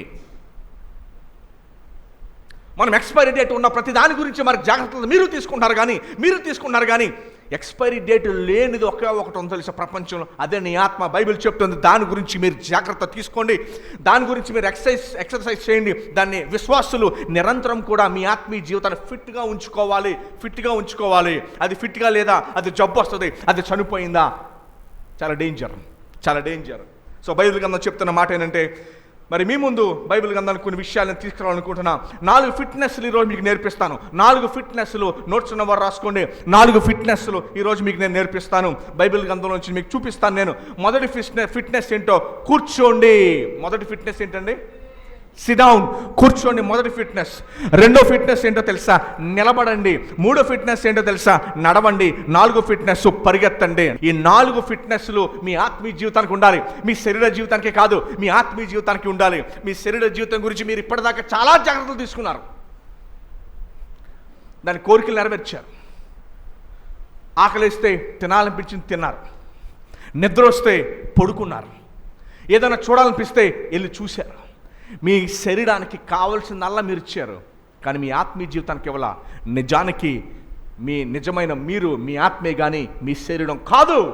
అందుకని ఎవరన్నా కాలం చేస్తే ఉంటారు, పోయాడు అని అంటారు. ఎక్కడికి పోయాడు? ఎవడు పోయాడు? వాడు ఎక్కడే ఉంది కదా, కానీ పోయాడు అని ఎందుకు అంటున్నారు? ఎందుకంటే నీ నిజమైన శరీరము, నీ నిజమైన నువ్వు నీ శరీరం కాదు, అది మట్టిలో కలిసిపోద్ది. కానీ ఆత్మ నిరంతరం ఉంటుంది. అది దేవుని దగ్గరైనా సరే, నిత్య నరకాగ్ని గుండంలో సరే, అది నిరంతరం ఉంటుంది. దాని గురించి మీరు జాగ్రత్త వహించండి. మీరు ఏ దేశం వెళ్ళినా, ఏ ప్రాంతానికి వెళ్ళినా మీ ఆత్మీయ జీవితాన్ని దాని గురించి మీరు జాగ్రత్త వహించాలి, కానీ శరీరం గురించి కాదు. అది క్షీణించిపోయేది. ప్రభు అన్నాడు, దాని గురించి కాదు మీరు బాధపడాల్సింది, మీ ఆత్మీయ జీవితం గురించి. అది సరిగానే ఉందా, అది బాగానే ఉందా అని మీరు జాగ్రత్త వహించాలి. దయచేసి మీ అందరూ మీ బైబిల్లో ఓపెన్ చేసి లూకా సువార్త 10:39. మరియా ఏం చేసిందో చూడండి ఒకసారి. ఈ కథ మీకు బాగా తెలుసు. మార్తా మరియా, యేసు ప్రభు వారు మార్తా మరియా ఇంటికి వచ్చారు, లాజరు ఇంటికి వచ్చారు. మరియా ఏం చేసిందో తెలుసా? ఎవరన్నా చూడండి, ఇది ఒక పాఠము. మీ ఇంట్లో మీటింగ్లు పెట్టించుకుంటే చాలామంది పనుల్లో ఉండిపోతారు, మీటింగ్లో కూర్చోరు. దయచేసి గమనించండి. యేసు ప్రభు వారి ఇంటికి వచ్చారు. ఎవరింటికి వచ్చారు? మార్తా మరియా ఇంటికి వచ్చారు. మార్తా మరియా ఇంటికి వస్తే మరియా ఏం చేసిందో చూడండి. 39వ వచనం, పేజ్ నెంబర్ 63, 39వ వచనం. ఆమెకు మొదటి పాఠం ఏంటండి? మన స్పిరిచువల్ ఫిట్నెస్లో మొదటి పాఠం కూర్చోండి. ఏంటండి అది? కూర్చోండి. ఇది మొదటి పాఠం. ఎక్కడ కూర్చోవాలి? ఆమెకు మరియా అను సహోదరి ఉండెను. మార్తా మరియా ఇద్దరే ఉన్నారు ఈ స్టోరీలో. ఈమె యేసు పాదముల యొద్ద కూర్చుండి ఆయన బోధ వినుచుండెను. ఓకే, అర్థమైందండి? ఈ స్టోరీ ఎవరెవరిదండి? ఇది బైబిల్లో ఇద్దరు ఉన్నారు. వీరిద్దరు కూడా బేతనియా అనే ప్రాంతంలో ఉన్నారు. బేతని అని ఇంగ్లీష్లో అంటారు, బేతని అనే ప్రాంతంలో ఉన్నారు. సో వారిద్దరు సిస్టర్స్ పేరు ఏంటండి? మరియా, మార్తా. వాళ్ళ తమ్ముడి పేరేంటండి? లాజరస్. యేసు ప్రభు వారి ఇంటికి వస్తే మార్తా ఏమో ఏర్పాట్లో ఉంది, భోజన ఏర్పాట్లో ఉంది. మరి ఎక్కడ కూర్చుంది? యేసు ప్రభు పాదాల దగ్గర కూర్చొని. దయచేసి గమనించండి. యేసు ప్రభు పాదాల దగ్గర కూర్చొని ఏం చేస్తుందో తెలుసా? ఆమె ఏం చేస్తుందంటే ఆమె యేసు ప్రభు బోధ వింటుంది. అనగా ఆవిడేమో భౌతికమైన ఆహారాన్ని సిద్ధపరుస్తుంటే ఈవిడేమో ఆత్మీయ ఆహారాన్ని భుజిస్తుంది. ఏం చేస్తుంది? మార్తా ఏమో భౌతికమైన చికెన్ బిర్యానీ, మటన్ బిర్యానీ, లేకపోతే గారెలు, బూర్లు, ఈ యొక్క భౌతికమైన వండుతుంటే మనమందరం కూడా దేవుని వాక్యాన్ని ముందేసుకొని కూర్చొని ఇది భుజించడం నేర్చుకోవాలి. ఉదయం టిఫిన్ తెలుసు, టీ తాగడం తెలుసు మనకి, 1 గంట అయితే భోజనం చేయడం తెలుసు మనందరికీ. మళ్ళీ సాయంత్రం 5 అయితే స్నాక్స్ తెలుసు, 8 అయితే భోజనం తెలుసు. వీలైతే మరలా అప్పుడు స్వీట్ అట్టుకోండి ఏదో తెలుసు, ఇవన్నీ బాగా తెలుసు మనకి. పొట్ట కొంచెం ఆకలి అనగానే దాన్ని నింపేస్తాం మనం. కొంచెం ఆకలి అనగానే బయటికి లేదో తింటాం. కొంచెం ఏదైనా వెలితి కనపడితే రాత్రి నిద్రలోంచి లెగిసి అయినా ఒక అట్టుపండో స్వీటో చిప్సో ఇంట్లో ఏదోటి కిచెన్లోకి వెళ్ళి ఏదోటి మనం తింటాం. ఆమె ఆ పనిలో ఉంది, ఆ పొట్ట వెలితి చూస్తుంది. కానీ ఈమె దేని చేత పోషించబడుతుందంటే దేవుని వాక్యం చేత పోషించబడుతుంది. విశ్వాసులైన మీరు మీ ఆత్మీయ జీవితంలో మీరు ఏం చేయాలి అంటే వాక్యాన్ని ముందేసుకొని తింటూ నేర్చుకోవాలి. వాక్యాన్ని భుజించడం నేర్చుకోవాలి. కానీ ఆదివారం మినహా మనం ఏం చేస్తామో తెలుసా? కొన్ని ఆహారాలు ఆరోగ్యానికి చెడు, దాన్ని జంక్ ఫుడ్ అని అంటారు. ఫాస్ట్ ఫుడ్, జంక్ ఫుడ్ ఆహారానికి చెడు. విచారకరం ఏంటంటే మనలో చాలామందికి, దాదాపుగా అందరికీ ఇంట్లో ఉంటే ఇష్టం ఉండదు. ఇంట్లో చక్కగా నీట్గా శుభ్రం చేస్తే ఉండదు. మనలో చాలామంది వాక్యాన్ని ముందేసుకుని ఆరోగ్యకరమైన ఆహారాన్ని తినడానికి ఇష్టపడరు. కానీ టీవీనో, ఫోన్నో, స్నేహితులనో, లోకాన్నో దాన్ని కూర్చొని ఇష్టపడటానికి, వింటాకి, ఆ గంటలు గడపడానికి, అబ్బా ఎంత బాగుంటుందో సరదాగా రిలాక్స్ అవ్వడానికి ఎంత ఇష్టపడతావు. అది జంక్ ఫుడ్. మాల్ న్యూట్రిషన్ అయిపోతావు, నువ్వు సన్నబడిపి చచ్చిపోతావు నీ ఆత్మీయ జీవితం. మాల్ న్యూట్రిషన్ అంటే ఆహారం సరిగ్గా అందక క్షీణించి చచ్చిపోతారంట. మాల్ న్యూట్రిషన్ చిల్డ్రన్ అంటారు ఆఫ్రికా దేశాల్లో. కరువు వస్తే ఏమొస్తే ఈరోజు ఆత్మీయ కరువు వచ్చేసింది. బలమైన ఆహారాన్ని తినటం నేర్చుకోలేకపోయారు, వాక్యాన్ని తినటం నేర్చుకోలేకపోయారు. వాక్యాన్ని తింటట్లేదు, దే ఆర్ నాట్ ఈటింగ్. వాక్యం అనే పాల్ని మీరు తాగండి. అమ్మ దయచేసి గమనించండి, మీరు భౌతిక ఆహారమైన తినకపోయినా చచ్చిపోతారేమో కానీ నిరంతరం బతుకుతారు మీరు. క్రీస్తునందు ఉన్నవాడు చనిపోయిన బ్రతుకుతాడని వాక్యం చెప్తుంది. సో అంచేత మీరు భుజించాల్సింది ఏంటో తెలుసా? మీరు భుజించాల్సింది దీన్ని తినాలి. మీరు ఇంటి దగ్గర కూర్చొని టైంని వెచ్చించి ఇంట్లో వండేదానికి టైం పెట్టాలి. అది ఆరోగ్యానికి మంచిది కూడా. అందుకని ఖచ్చితంగా వాక్యం ఏం చెప్తుందంటే మీరు బలమైన ఆహారం తీసుకోవాలి. కూర్చొని ఏం చేయాలి? మీరు కూర్చొని బలమైన ఆహారం తీసుకోవాలి. దేవుని వాక్యాన్ని, విశ్వాసాన్ని మీరు అందరూ కూడా వాక్యాన్ని భుజించకపోతే క్షీణించి నశించిపోతాం మనం. బలమైన ఆహారాన్ని, వాక్యం అనే బలమైన ఆహారాన్ని తీసుకోవాలి. టైంని వెచ్చించాలి. కానీ మనలో చాలామంది టైంని వెచ్చించడానికి ఇష్టపడరు. వాళ్ళకి ఏం కావాలో తెలుసా? 3 గంటల టీవీ ముందు కూర్చోడానికి ఇష్టపడతారు, కానీ ఒక అరగంట పొద్దున్నే లేచి వాక్యం మీద వెచ్చించడానికి ఇష్టపడరు. అమ్మ అర్థమవుతుంది నేను చెప్పేది? మార్త ఏమో శరీరమైన ఆహారాన్ని చక్కగా బూర్లు, గారెలు, భోజనం రెడీ చేస్తుంది. కానీ మరియా ఏమనుకుందో తెలుసా? మరియా ఎన్నుకున్నది ఏంటో తెలుసా? మరియా యేసు ప్రభు దగ్గర కూర్చొని బలమైన ఆహారం తీసుకుంటుంది. ఈవిడ ఒట్టి ఆహారాన్ని ప్రిపేర్ చేస్తుంటే నిజమైన జీవాహారాన్ని తీసుకోవడానికి ఇష్టపడింది. మీరేమి ఇష్టపడుతున్నారు చెప్పండి? ఏమి ఇష్టపడుతున్నారు? లోకం కావాలా? లోక సరదాలు కావాలా? ఎంటర్టైన్మెంట్ కావాలా? ప్రభు మాట అన్నారు, అమ్మా జీవపు మాటలు నా దగ్గర ఉన్నాయి, ఇది తాగువాడు ఎన్నటికి దప్పికొండవు. నేను ఎప్పుడు మాట చెప్తాను, నేను దేవుడి పూర్తి సంతోషాన్ని, పూర్తి ఆనందాన్ని ఏ వస్తువులో, ఎక్కడ పదార్థాలు ఎక్కడ పెట్టలే. ఏది కొన్నా ఇంకా కావాల్సి వస్తుంది. ఎకనామిక్స్లో మాట ఉంటుంది, హ్యూమన్ వాంట్స్ ఆర్ అన్సాషియబుల్ అని చెప్పి. ఎన్నున్న స్వరూపం అంట. దయచేసి కాబట్టి బైబిల్ చెప్పే మాట ఏంటంటే దేవుడు ఈ హృదయం అనే ఖాళీని కేవలం ఆయన కోసం పెట్టుకున్నాడు. సో ఆయన్ని మనం పెట్టాలి, అది తప్ప ఇంకేది కూడా మనం పెట్టకూడదు. సో ఈరోజు మొదటి మాట కూర్చోండి అన్న దాంట్లో మనం నేర్చుకున్న పాఠం ఏంటో తెలుసా? మనము ఆయన ముందు కూర్చొని బలమైన ఆహారాన్ని, we should eat a good food. మనము మంచి ఆహారాన్ని భుజించాలి. దేవుని వాక్యమే మనల్ని పోషిస్తుంది. మనుషుడు రొట్టె వలన జీవించడు కానీ యెహోవా నోట నుంచి వచ్చే ప్రతి వాక్కు వల్ల బ్రతుకుతాడు. ఏంటన్నమాట? ఇశ్రాయేలీలు ఐగుప్తు నుంచి బయటకు వచ్చేస్తుంటే దేవుడు ఇంత బంగారాన్ని ఇచ్చాడు. ఒక్కొక్కడికి 30, 40, 50 కేజీలు పట్టుకొచ్చారు. తెలుసా మీకు? ఐగుప్తు నుంచి బయటకు వచ్చేసేటప్పుడు ఐగుప్తులు బంగారం అంతటిని కూడా మోసుకొచ్చేస్తే 40 సంవత్సరాలు ఆ బంగారం కనీసం గ్రాము కూడా వాడలేక ఉన్నారు. ఎందుకంటే అలా ఎడారిలో ఉన్నారు. ఎక్కడున్నారు? వాళ్ళు ఎడారిలో ఉండేంతతో బంగారం అయితే ఏం చేసుకోవాలి? బంగారంతో ఏం చేయాలో తెలియక దూడం చేశారు. వాళ్ళు ఏం చేశారు? అమ్ముకోలేక. ఉపయోగపడింది బంగారం? ఉపయోగపడిందండి. ఏం చేసుకున్నారు దాంతోని? అది ఖర్చు పెట్టక లోపే తెచ్చుకున్నాడు, చచ్చిపోయారు. ఆ తరం అంతా చచ్చిపోయింది. అది ఖర్చు పెట్టక మునిపే ఆ తరం అంతా చచ్చిపోయి కొత్త తరము కానాన్లోకి వెళ్ళారు. యోర్దాను దాటి. మోషే కూడా పోలా. యెహోషువ, కాలేబుల కింద వాళ్ళందరూ కూడా వెళ్ళారు. దయచేసి గమనించండి. మనం అపేక్షించాల్సింది బంగారమో, మనం అపేక్షించాల్సిందో లోకాన్న కాదు. మీరు తినాల్సింది, భుజించాల్సింది, మళ్ళీ చెప్తాను, టైం వెచ్చించాలి. ఏం వెచ్చించాలి? ఈరోజు అది ఇవ్వడానికి ఇష్టపట్ల. ఆనాడు 24 గంటలే, ఈనాడు 24 గంటలే. దావీదుకి 24 గంటలే, ఈనాడు మీకు నాకు కూడా 24 గంటలే. అవునా కాదండి? టైం ఏమైనా మారిందా? Nothing has changed. ఆదాము నుంచి ఈరోజు దాకా సేమ్ టైం. కానీ మన ఇష్టాలే మారిపోయినాయి. అమ్మ వింటున్నారా? సో ఈరోజు మనం ఏ జాగ్రత్త తీసుకోవాలి? అమ్మ ఏ జాగ్రత్త తీసుకోవాలి చెప్పాలి. ఏ జాగ్రత్త తీసుకోవాలి? ఆత్మీయ జాగ్రత్త తీసుకోవాలి. ప్రభు దగ్గర కూర్చోవాలి, భుజించాలి. వాక్యాన్ని ఏం చేయాలి? నిర్గమకాండం 14:14 యెహోవా మీ పక్షమున యుద్ధము చేయును. యెహోవా నా పక్షం యుద్ధం చేస్తాడని చెప్పి మీరు లోకంలోనూ నాకేం పర్వాలేదులే అంతా బాగానే ఉందిలని ఉండకూడదు. మనతో విశ్వాసులతో రోగం ఏంటంటే, మనకున్న జబ్బు ఏంటంటే, అన్ని పరిస్థితులు బాగుంటే రిలాక్స్ అయిపోతాం, పరిస్థితులు బాగోకపోతే ప్రార్థన చేస్తాం, పరిస్థితులు బాగుంటే మాత్రము రిలాక్స్ అయిపోతాం. యెహోవా మీ పక్షమున యుద్ధము చేయును, మీరు ఊరకయే ఉండవాలని ప్రజలతో చెప్పెను.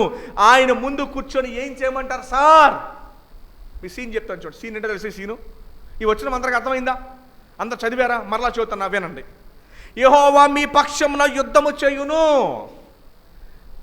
యుద్ధం ఎప్పుడు చేస్తాం? యుద్ధం శత్రువులు మన ముందు ఉన్నప్పుడు. యుద్ధం గురించి ఎప్పుడు వస్తుంది డిస్కషను? శత్రువులు మన ముందు ఉన్నప్పుడు డిస్కషన్ వస్తుంది. అర్థమైందండి? అమ్మ వింటున్నారా? మీరు అందరికీ డౌటు, పాస్టర్ గారు ఈరోజు రాలేను, అర్జెంటుగా ఎవరో వచ్చారు, పాస్టర్ గారు ఈరోజు రాలేను, నాకు ఈ సమస్య వచ్చింది, అప్పులు కట్టాలి. అమ్మ అప్పులు కట్టాలి, అప్పుడు తీర్చాలి. నా పరిస్థితి బాగాలేనప్పుడు నేను దేవుని సన్నిధిలో ఎలా కూర్చోగలను? ఇదే ప్రశ్న. నాకు బయటికి వెళ్తే సమస్య, నాకు ఇబ్బందులు ఉన్నాయి, నేను అప్పులు కట్టాలి, చాలా కష్టాలు ఉన్నాయి, చాలా శ్రమలు ఉన్నాయి, నా పరిస్థితి ఏం బాగాలేదు, నేను రిస్క్లో ఉన్నాను, నేను కష్టాల్లో ఉన్నాను, నన్ను బయటికి తీసుకొచ్చేది ఎవరు? నా పరిస్థితి బాగాలేదు. పాస్టర్ గారు మీకు అర్థం కాదు, నా పరిస్థితి నాకు దేవుడికే తెలుసు. వెనకాల ఫరో శరీరం తరుగుతుంది, వెనక తీసుకెళ్తాక చంపేస్తాకే. వెనకాల ఫరో శరీరం తరుగుతుంది, ఎదురేమో ఎర్ర సముద్రం ఉంది. దేవుడు అంటున్నాడు, మోషేతో చెప్పాడు, ఈ ప్రజలకు చెప్పి ఈ మాట, ప్రజలకు ఈ మాట చెప్పి ఏంటో తెలుసా మాట? మీరు ఊరకయే ఉండండి. ఏం చేయాలి మీరు? Stay still. ఇంగ్లీష్లో గొప్ప ఆట ఉంది, trust and obey because Jesus takes care of everything. Trust and obey అనే పాట ఉంది. ఊరకయే ఉండు. ఏం చెప్పాడండి? ఎర్ర సముద్రం ముందు ఉంది. చరిత్రలో మొదటిసారి ఒక సముద్రము డివైడ్ అయ్యి ఆరిన నేల మీద, బంకమట్టు కూడా కాదు, ఆరిన నేల మీద దేవుడు వారిని ప్రవేశించి, దయచేసి గమనించండి, ఆనాడు వారు సేవించే దేవుడిని ఈరోజు మనం కూడా సేవిస్తూ ఉన్నాము. అందుకని మీరు ఆరాధన చేసేటప్పుడు మందిరంలో, బయట, ఇంటి దగ్గర కూడా మీరు ఆరాధన చేసేటప్పుడు కీర్తనకారుడు నేర్పిస్తున్నాడు, అబ్రహాము దేవా, మోషే దేవా, నా దేవా అని మనం ఆరాధించగలగాలి దేవుణ్ణి. మరలా మీ జ్ఞాపకం చేస్తున్నా చూడండి. మొదటి పాయింట్ కూర్చోండి. మొదటి పాయింట్ ఏంటండి? మన ఆత్మీయ ఎక్సర్సైజ్. ఏ ఎక్సర్సైజ్ ఇది? ఆత్మీయ ఎక్సర్సైజ్లో ఫస్ట్ పాయింట్ ఏంటంటే కూర్చోండి, ఆయన వాక్యాన్ని భుజించండి. దేవుడు ఆలోచనలు ఇస్తాడు ఏం చేయాలో మీకు. You have to SIT down before the word of God. దేవుని వాక్యం ముందు ఏం చేయాలి? మీరు కూర్చొని దాన్ని భుజించండి. ఈట్. ఆహారం ముందేసి కూర్చుంటే బలం రాదు, ఆహారాన్ని తింటే బలం వస్తుంది. అవునా కాదండి?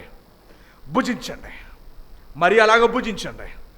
వింటాకి ఇష్టపడింది, కాదు, చూడటానికి కాదు, వింటాకి ఇష్టపడింది, విన్నది, భుజించింది. ఎలా విన్నదో తెలుసా? ఊరకనే కూర్చొని, వేరే టెన్షన్ ఏమీ లేకుండా. అందుకని మీకు సందర్భాన్ని ఇచ్చాను. వెనకాల ఫరో సైరన్ తరిమేస్తున్నాడు, ఎదరేమో ఎర్ర సముద్రం ఉంది, వెనకాలేమో గొయ్య, ముందేమో నుయ్యలాగా పరిస్థితి ఉంది. అమ్మ మీకు కూడా అలాంటి పరిస్థితులు వచ్చుంటాయి. ఇలాంటి పరిస్థితి దేవుడు చెప్తున్న మాట ఏంటంటే, నా ముందు కూర్చొని వాక్యాన్ని భుజించి ఊరకని విను. దేవుడి మాట చెప్తున్నప్పుడు ఇంకోటి తెలుసా? దేవుడి మాట ఎప్పుడు చెప్పాడో తెలుసా? వెనకాల నుయ్య, వెనకాల గొయ్య, ముందు నుయ్యి ఉన్నప్పుడే ఈ మాట చెప్పాడు. కాబట్టి ఇంకో సందర్భం ఇస్తాను, రెండో సందర్భం చూడండి, కీర్తన 46:10. ఇంకో సందర్భం ఇస్తాను, so that you will have proof. మీకు ప్రూఫ్ ఉంటుందని ఇంకో సందర్భాన్ని ఇస్తాను. ఇప్పుడు ఎర్ర సముద్రం ముందు ఇచ్చాను, ఇప్పుడు కీర్తన గ్రంథంలో ఒక హిజ్కియా రాజు పరిస్థితి ఏంటో చెప్తాను చూడండి. 46:10 కీర్తన గ్రంథము 46:10. సెన్హెరెబు సైన్యం ఇశ్రాయేలును రాజుకున్న హిజ్కియా టైంలో తరుగుతున్నప్పుడు దేవుడు ఏమంటున్నాడు చూడండి. అమ్మ దేవుడి మాటలో అన్నీ బాగున్న, పరిస్థితులు బాగున్నప్పుడు ఈ మాట చెప్పలేదు. సైన్యం తరుగుతుండి చంపేబోతుండగా కత్తి మెడ మీద ఉన్నప్పుడు దేవుడు చెప్పిన మాటలు ఏమన్నా చూడండి, ఓరకుండుడి, నేనే దేవుడని తెలుసుకునుడి. అంటే మిమ్మల్ని సంరక్షించేది, పోషించేది, నడిపించేది, ముందుకు తీసుకెళ్లేది నేనే అని తెలుసుకునుడి. అన్య జనులలో నేను మహోన్నతుడు నగుదును, భూమి మీద నేను మహోన్నతుడు అగుదును. సైన్యములకు అధిపతి యెహోవా మనకు తోడై ఉన్నాడు, యాకోబు యొక్క దేవుడు మనకు ఆశ్రమై ఉన్నాడు. ఈ సందర్భం ఏంటంటే హిజ్కియా రాజు ఇశ్రాయేలీయులు చుట్టుముట్టేసి చంపబడుతున్నప్పుడు సన్హెరీబు సైన్యం చుట్టుముట్టినప్పుడు ఈ మాట ఏంటంటే, ఈ మాట ఓరకుండుడి, నేను దేవుడని తెలుసుకునుడి. సైన్యములకు అధిపతి యెహోవా మనకు తోడై ఉన్నాడు, యాకోబు యొక్క దేవుడు మనకి ఆశ్రమై ఉన్నాడు. ఈనాటికి 10-20 అరబ్ దేశాలు చుట్టూ ఉండగా ఇశ్రాయేలు దేశం ఇంకా సురక్షితంగా ఉంది అంటే కేవలం దేవుడు కాపాడుతున్నాడు. ఫ్యాక్టరీ మన కళ్ళ ముందున్న ఫ్యాక్టరీ ఎంత ఉంటుంది, వైజాగ్ నుంచి రాజమండ్రి ఎంతో అంత ఉంటుంది. చిన్నమందా భయపడదు. దేవుడు మీకు కూడా అది చెప్తున్నాడు, not to fear what may follow on you, what may come. ఏం వస్తుందని భయపడద్దు. డు నాట్ ఫియర్ అని బైబిల్ చెప్తున్నాడు. నేను సదాకాలం మీకు తోడే ఉన్నాను. సో మన ఫస్ట్ డ్యూటీ ఏం చెప్పానండి, మన ఫస్ట్ 4 ఎక్సర్సైజ్ చెప్తారు. ఫస్ట్ ఎక్సర్సైజ్ ఏంటి, ఎక్కడ కూర్చోవాలి, ఎవరి ముందు కూర్చోవాలి, దేవుని ముందు. వాక్యం, ఎస్ దేవుని ముందే. వాక్యం ముందు కూర్చొని ఏం చేయాలి, భుజించాలి, తినాలి, వెళ్ళాలి. దేవారాత్రం దాన్ని ధ్యానించువాడు ధన్యుడు, అతడు నీటి కాలువల యోరను నాటబడిన వాడై ఆకు వాడక తన కాలం ముందు ఫలమిచ్చి చెట్టు వల్ల నుండును, అతడు చేయనంత సఫలమగును. ఎప్పుడవుతుంది దయచేసి గమనించండి. వాక్యం ముందు కూర్చొని ఏం భుజించాలి అనుకుంటున్నారా? అరే నేను చేస్తున్నాను, ఎందుకు ఫెయిల్ అవుతున్నాయి, ఎందుకు ముందుకు వెళ్ళలేకపోతున్నాను? Because you are week.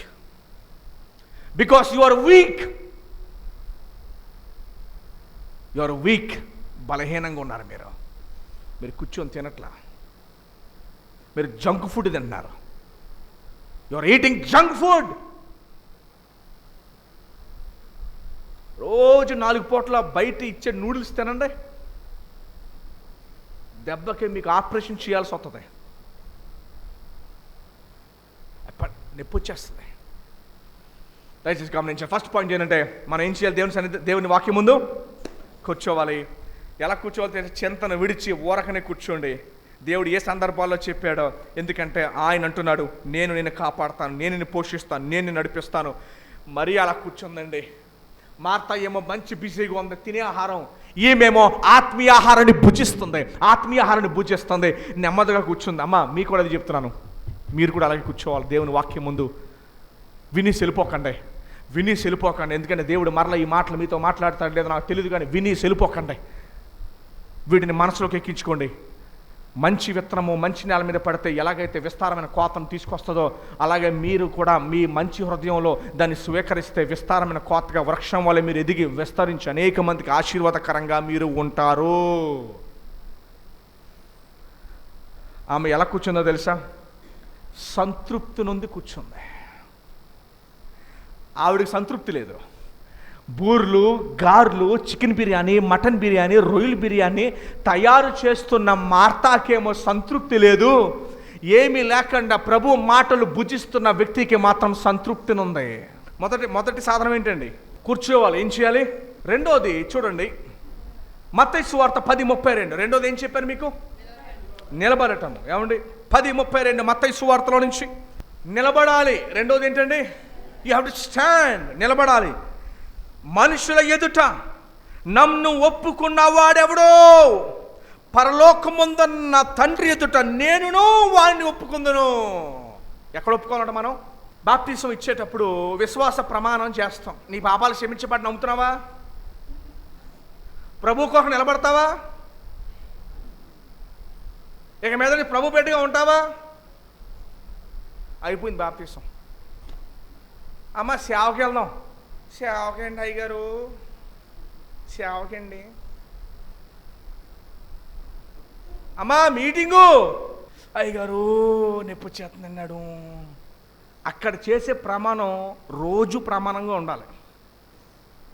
నువ్వు బాప్తిసం రోజున చేసిన ప్రమాణమును ప్రభు కొరకు నిలబడాలి. నువ్వు చాలామంది పిరికితనం, బైబిల్ చెప్తుంది పరలోక రాజ్యానికి పిరికి వారు వెళ్ళారంట. మీరు లోకానికి ఆమె క్రిస్టియన్ అని మీరు నిలబడకపోతే యూ కెనాట్ స్టాండ్. రెస్టారెంట్లో కూర్చొని భోజనం చేస్తుంటే ఆయన నిలబడి గట్టిగా ప్రార్థన చేశారు. భోజనంకి మాత్రమే కాదు, రెస్టారెంట్ కోసం కూడా. ఆ రెస్టారెంట్ ఓనర్ వచ్చి, మీరు పాస్టర్ గారిని అడిగితే చేస్తాను, ఇండియా నుంచి వచ్చిన పాస్టర్ గారిని చెప్తే, ఇప్పటిదాకా మా రెస్టారెంట్ గురించి ఇలా నుంచొని ఎప్పుడు ఎవరు ప్రార్థన చేయలేదండి. మేబీ చేస్తుంటారేమో, నాకైతే తెలీదు. చాలా థ్యాంక్ యూ, మా దేశానికి వచ్చి నా రెస్టారెంట్ కోసం మీరు ప్రార్థన చేశారు. ఈరోజు ఈ మీలు నేను కడతాను, ఆ డబ్బులు కొవ్వూరులో సాక్ష్యం చెప్తే విన్నాను నేను. ఈ మీల్కి నేను పే చేస్తాను. నేను ప్రభు కొరకు నిలబడితే ఇలాంటి కార్యాలు మనం చూస్తాం. నేను ఎప్పుడు చెప్తానమ్మా, మరలా చెప్తాను, గమనించండి. మీరు ప్రభు సహాయం కోరితే, మీకు ప్రభు మీకు తోడుండాలి అంటే ఇంక దేని మీద ఆధారపడకండి. మనకి దిష్టి నిమ్మకాయ వద్దు, మనకి దిష్టి ఫోటో వద్దు, ముహూర్తాలు వద్దు, ఎవరో చెప్పుని వద్దు, ఎవరో మాట కాదు.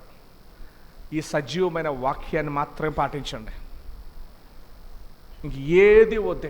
తెలికి చెర్ల వారు చేసే పని ఏంటంటే చేతబడి కట్టి తాళ్ళు కడతారు.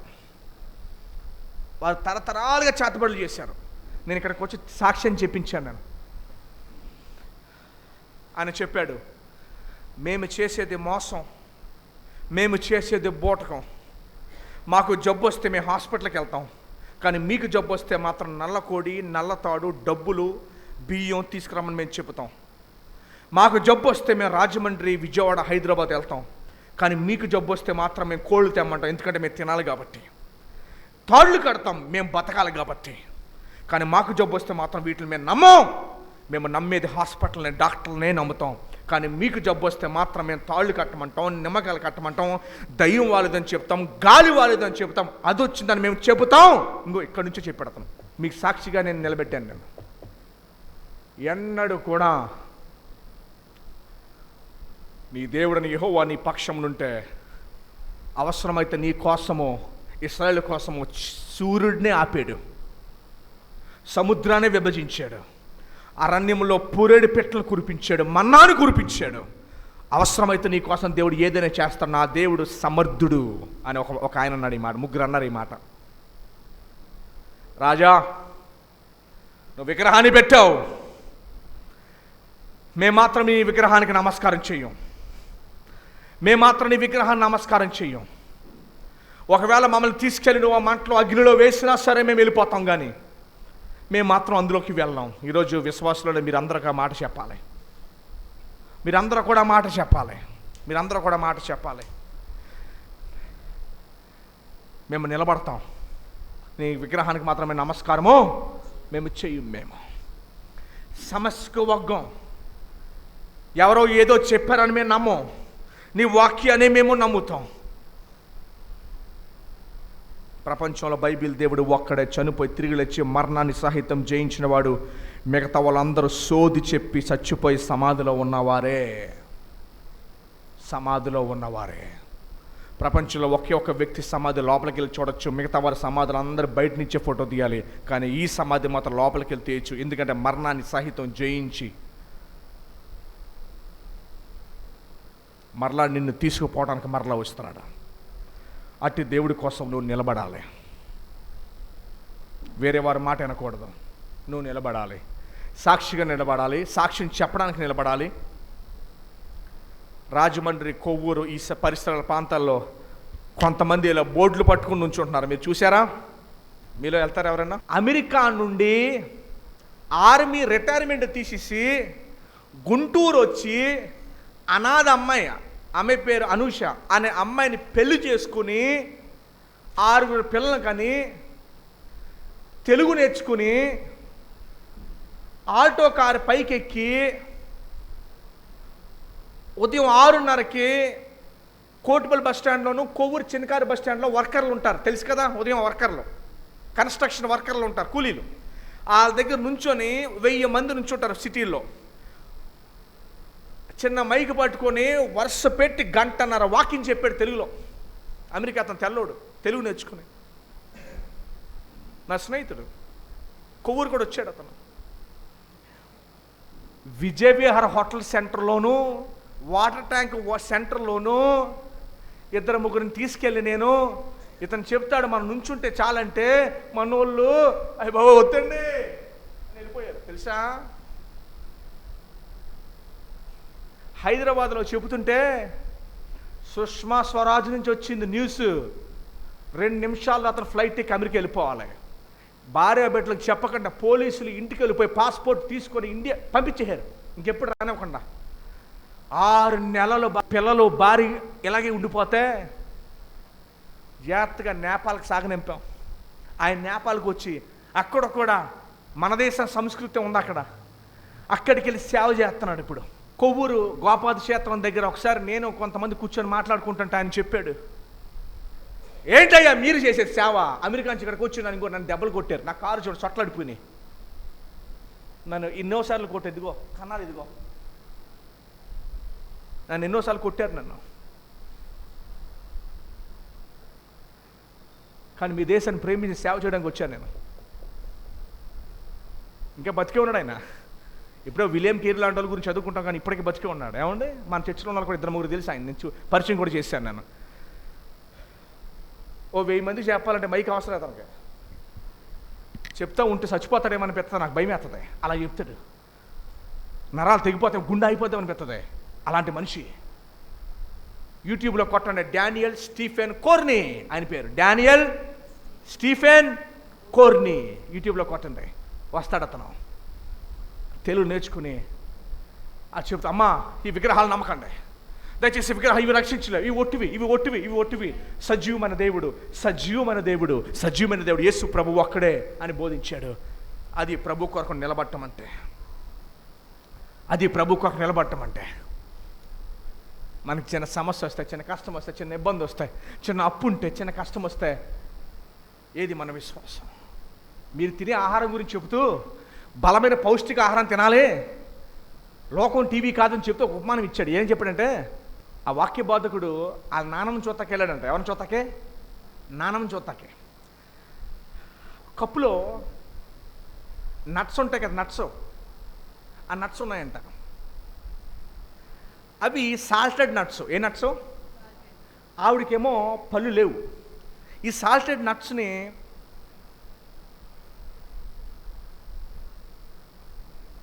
ఇంటికి వచ్చాడు ఎవరో, ఆ బోధకుడు ఇంటికి వచ్చి ఉదయాన్నే ఇంటికి వచ్చాడంట. తలుపులు తీసి కూర్చో నేను లోపలికి వెళ్ళి వస్తానంది. ఉదయాన్నే ఆకలి మీద ఉన్నాడు, ఆ టేబుల్ ముందున్న నట్స్ అన్ని టక్క తిరిగాడంట. వచ్చే చెప్పాడు, ఆంటీ ఏమనుకోతే నట్స్ తినేహానా అంట. తినేహావా అందంట. నేను రాత్రి అంతా నేను అవ్వలేను కదా, 5 సప్పలించి ఎత్తాను అక్కడ, నువ్వు తినేసావా అన్నాడంట. ఇంక లోపలికి వెళ్ళిపోయి ఇంకేం వస్తుందా? లోపలికి వెళ్ళి వస్తుందండి, ఇంక రాదిక, అయ్యి బాబు అన్నాడంట. మీరు తినే ఆహారం అలా ఉంది, మీరు తినే ఆహారం అలా ఏడిచింది. దేన్ని బలపరుచుకోవాలి? ఆత్మబలం. మీరేం దేన్ని బలపడుతున్నారు? మీరు లోపల ఆహారాన్ని తినడం తప్పులేదు, కానీ ఇది తింటాం మానేకండి. ఏ తింటాం మానేకూడదు, ఇది తింటాం మానేకండి. ఎస్తేర్ నిలబడ్డది, దానియేలు స్నేహితులు నిలబడ్డారు. 3వ మాట ఏంటి తెలుసా? నడవాలి. ఏం చేయాలండి? ఉదయాన్నే చాలా వాకింగ్ చేస్తూ ఉంటారు. మీ భక్తి జీవితంలో శ్రమ, కష్టం, ఇబ్బంది వస్తాయి. ఏమొస్తాయండి? శ్రమ. యథార్థమైన నడకేంటో తెలుసా? 1వ పేతురులో ప్రభు గురించి చెప్తాను. యథార్థమైన నడక నడిచాడంట. ఏంటి తెలుసు యథార్థమైన నడకేంటో? మీరు యథార్థమైన నడక నడవాలి. ఏంటంటే శ్రమ, కష్టం, ఇబ్బంది, బాధ వచ్చినా ప్రభుని విడిచిపెట్టకుండా, ప్రభుని భక్తిని, విశ్వాసాన్ని విడిచిపెట్టకుండా మీరు నడవాలి. అర్థమైందండి? విశ్వాసాన్ని విడిచిపెట్టకుండా మీరు ఏం చేయాలి? నడవాలి. 4వ పాయింట్ ఏం చెప్పాను? పరిగెత్త. హెబ్రీ 11 అధ్యాయం మీ అందరికి బాగా ఫేమస్ బైబిల్ చదివేలోకి. మన ముందు గొప్ప విశ్వాసులు మిషనరీలు వెళ్ళిపోయారు. వాళ్ళని చూసి మనం ఇప్పుడు ఏం చేయాలి? వాళ్ళ నడకలో యోబులాగా పరిగెట్టాలి, మోషేలా పరిగెట్టాలి అని భక్తులాగా మనము పరిగెట్టాలి. పరిగెత్తడం మాత్రం ఆపకూడదు, పరిగెట్టడం ఆపకూడదు. ఒలింపిక్స్లో నల్లజాతి అతను పరిగెడుతున్నాడు. పరిగెడుతుండగా అది 5,000 మీటర్లు పరిగెడుతుండగా ఈ కాఫ్ మజిల్ అంటారు, ఈ కండరం ఉంటుంది చూసారా, ఈ కండరం పడితే ఆ కండరం పట్టేసింది. పట్టేస్తే పడిపోయి నడలేప కుండుతున్నాడు, ఇలాగా దేక్కుంటూ వెళ్తున్నాడు. అతని వెనకాల పరిగెట్టు అందరూ వెళ్ళిపోయారు, ఫినిషింగ్ లైన్ దాటేశారు. ఇంకా ఇంకొక 100 మీటర్లు ఉంటే ఫినిషింగ్ లైన్ వెళ్ళిపోతుంది. కండరం పట్టేస్తే నా వల్ల కాదని పడిపోయాడు. ఇది నిజంగా జరిగిందో యూట్యూబ్లో కావాలి చూసుకోండి. ఆడియన్స్లో ఒక అతను, క్రౌడ్లోంచి ఒక అతను పరిగెట్టుకుంటూ వచ్చాడు. ఒక ముసలాయన ఇలా భుజానికి ఎక్కించుకున్నాడు. ఇతను నడవలేను అన్నాడు. నో ఫినిష్ చేయాలని చెప్పి అతను భుజానికి ఎత్తుకొని కుంటుకుంటూ తీసుకెళ్ళాడు. ప్రపంచం అంతా చూస్తూ ఉండిపోయింది. టీవీలు అందరూ వాళ్ళని చూస్తున్నాయి. అదేంటిది, ఆగిపోవచ్చు కదా. First rank, first, second, third, fourth, fifth అందరూ దాటేశారు. ఒక 20 మంది దాటేశారు. అందరూ అలాగే చూస్తున్నారు. కుంటుకుంటూ దాటించాడు. దాటించింది ఎవరో కదా, వాళ్ళ నాన్నగారే. కొడుకుని దాటించాడు. అయిపోయింది. స్టేడియంలో ఉన్న 2 లక్షలు 3 లక్షలు నాకు తెలియదు, పెద్ద స్టేడియం, 3 లక్షల మంది నిలబడి చప్పట్లు కొట్టారు. స్టేడియం అంతా లేచి నిల్చుంది. 4వ పాయింట్, ప్రభు వైపు నీ పరుగుని ఆపొద్దు. కీప్ ఆన్ రన్నింగ్, పరిగెడుతూనే ఉండండి. భౌతికంగా చాలా ఎక్సర్సైజులు చేస్తాం, ఆత్మీయంగా 4 ఎక్సర్సైజులు చేయాలి. మొదటిది ఏం చేయాలి? దేవుని వాక్యం ముందు మీరు కూర్చొని ఏం చేయాలి? ఓరకనే మీరు కూర్చొని వినాలి. రెండోది ఏం చెప్పాను? ఏం చేయాలి? రెండోది, ప్రభు కొరకు మీరు ఏం చేయాలి? ప్రతి చోట కూడా ఆయన కొరకు నిలబడాలి. మూడోది ఏం చెప్పాను? నడవాలి, యథార్థంగా నడవాలి. శ్రమ వచ్చిన, బాధ వచ్చిన, ఇబ్బంది వచ్చిన, కరువు వచ్చిన, ఏ వచ్చిన ఆయన కొరకు మీరు ఎప్పుడూ కూడా ఆదివారం ఎన్నడూ కూడా పనుందని, ఎవరో రాలేదని, ఎవరో వచ్చారని, ఏదో ఉందని, నో. ఎవరో నడిపించాలి, ఎవరో ఫోన్ చేస్తే, ఎవరో పిలిస్తే, నో. నేను పిలిస్తే ఆశీర్వాదం నాకు, మీరు వస్తే ఆశీర్వాదం మీకు. భౌతిక శరీరాన్ని చాలా పోషిస్తారు మీరు.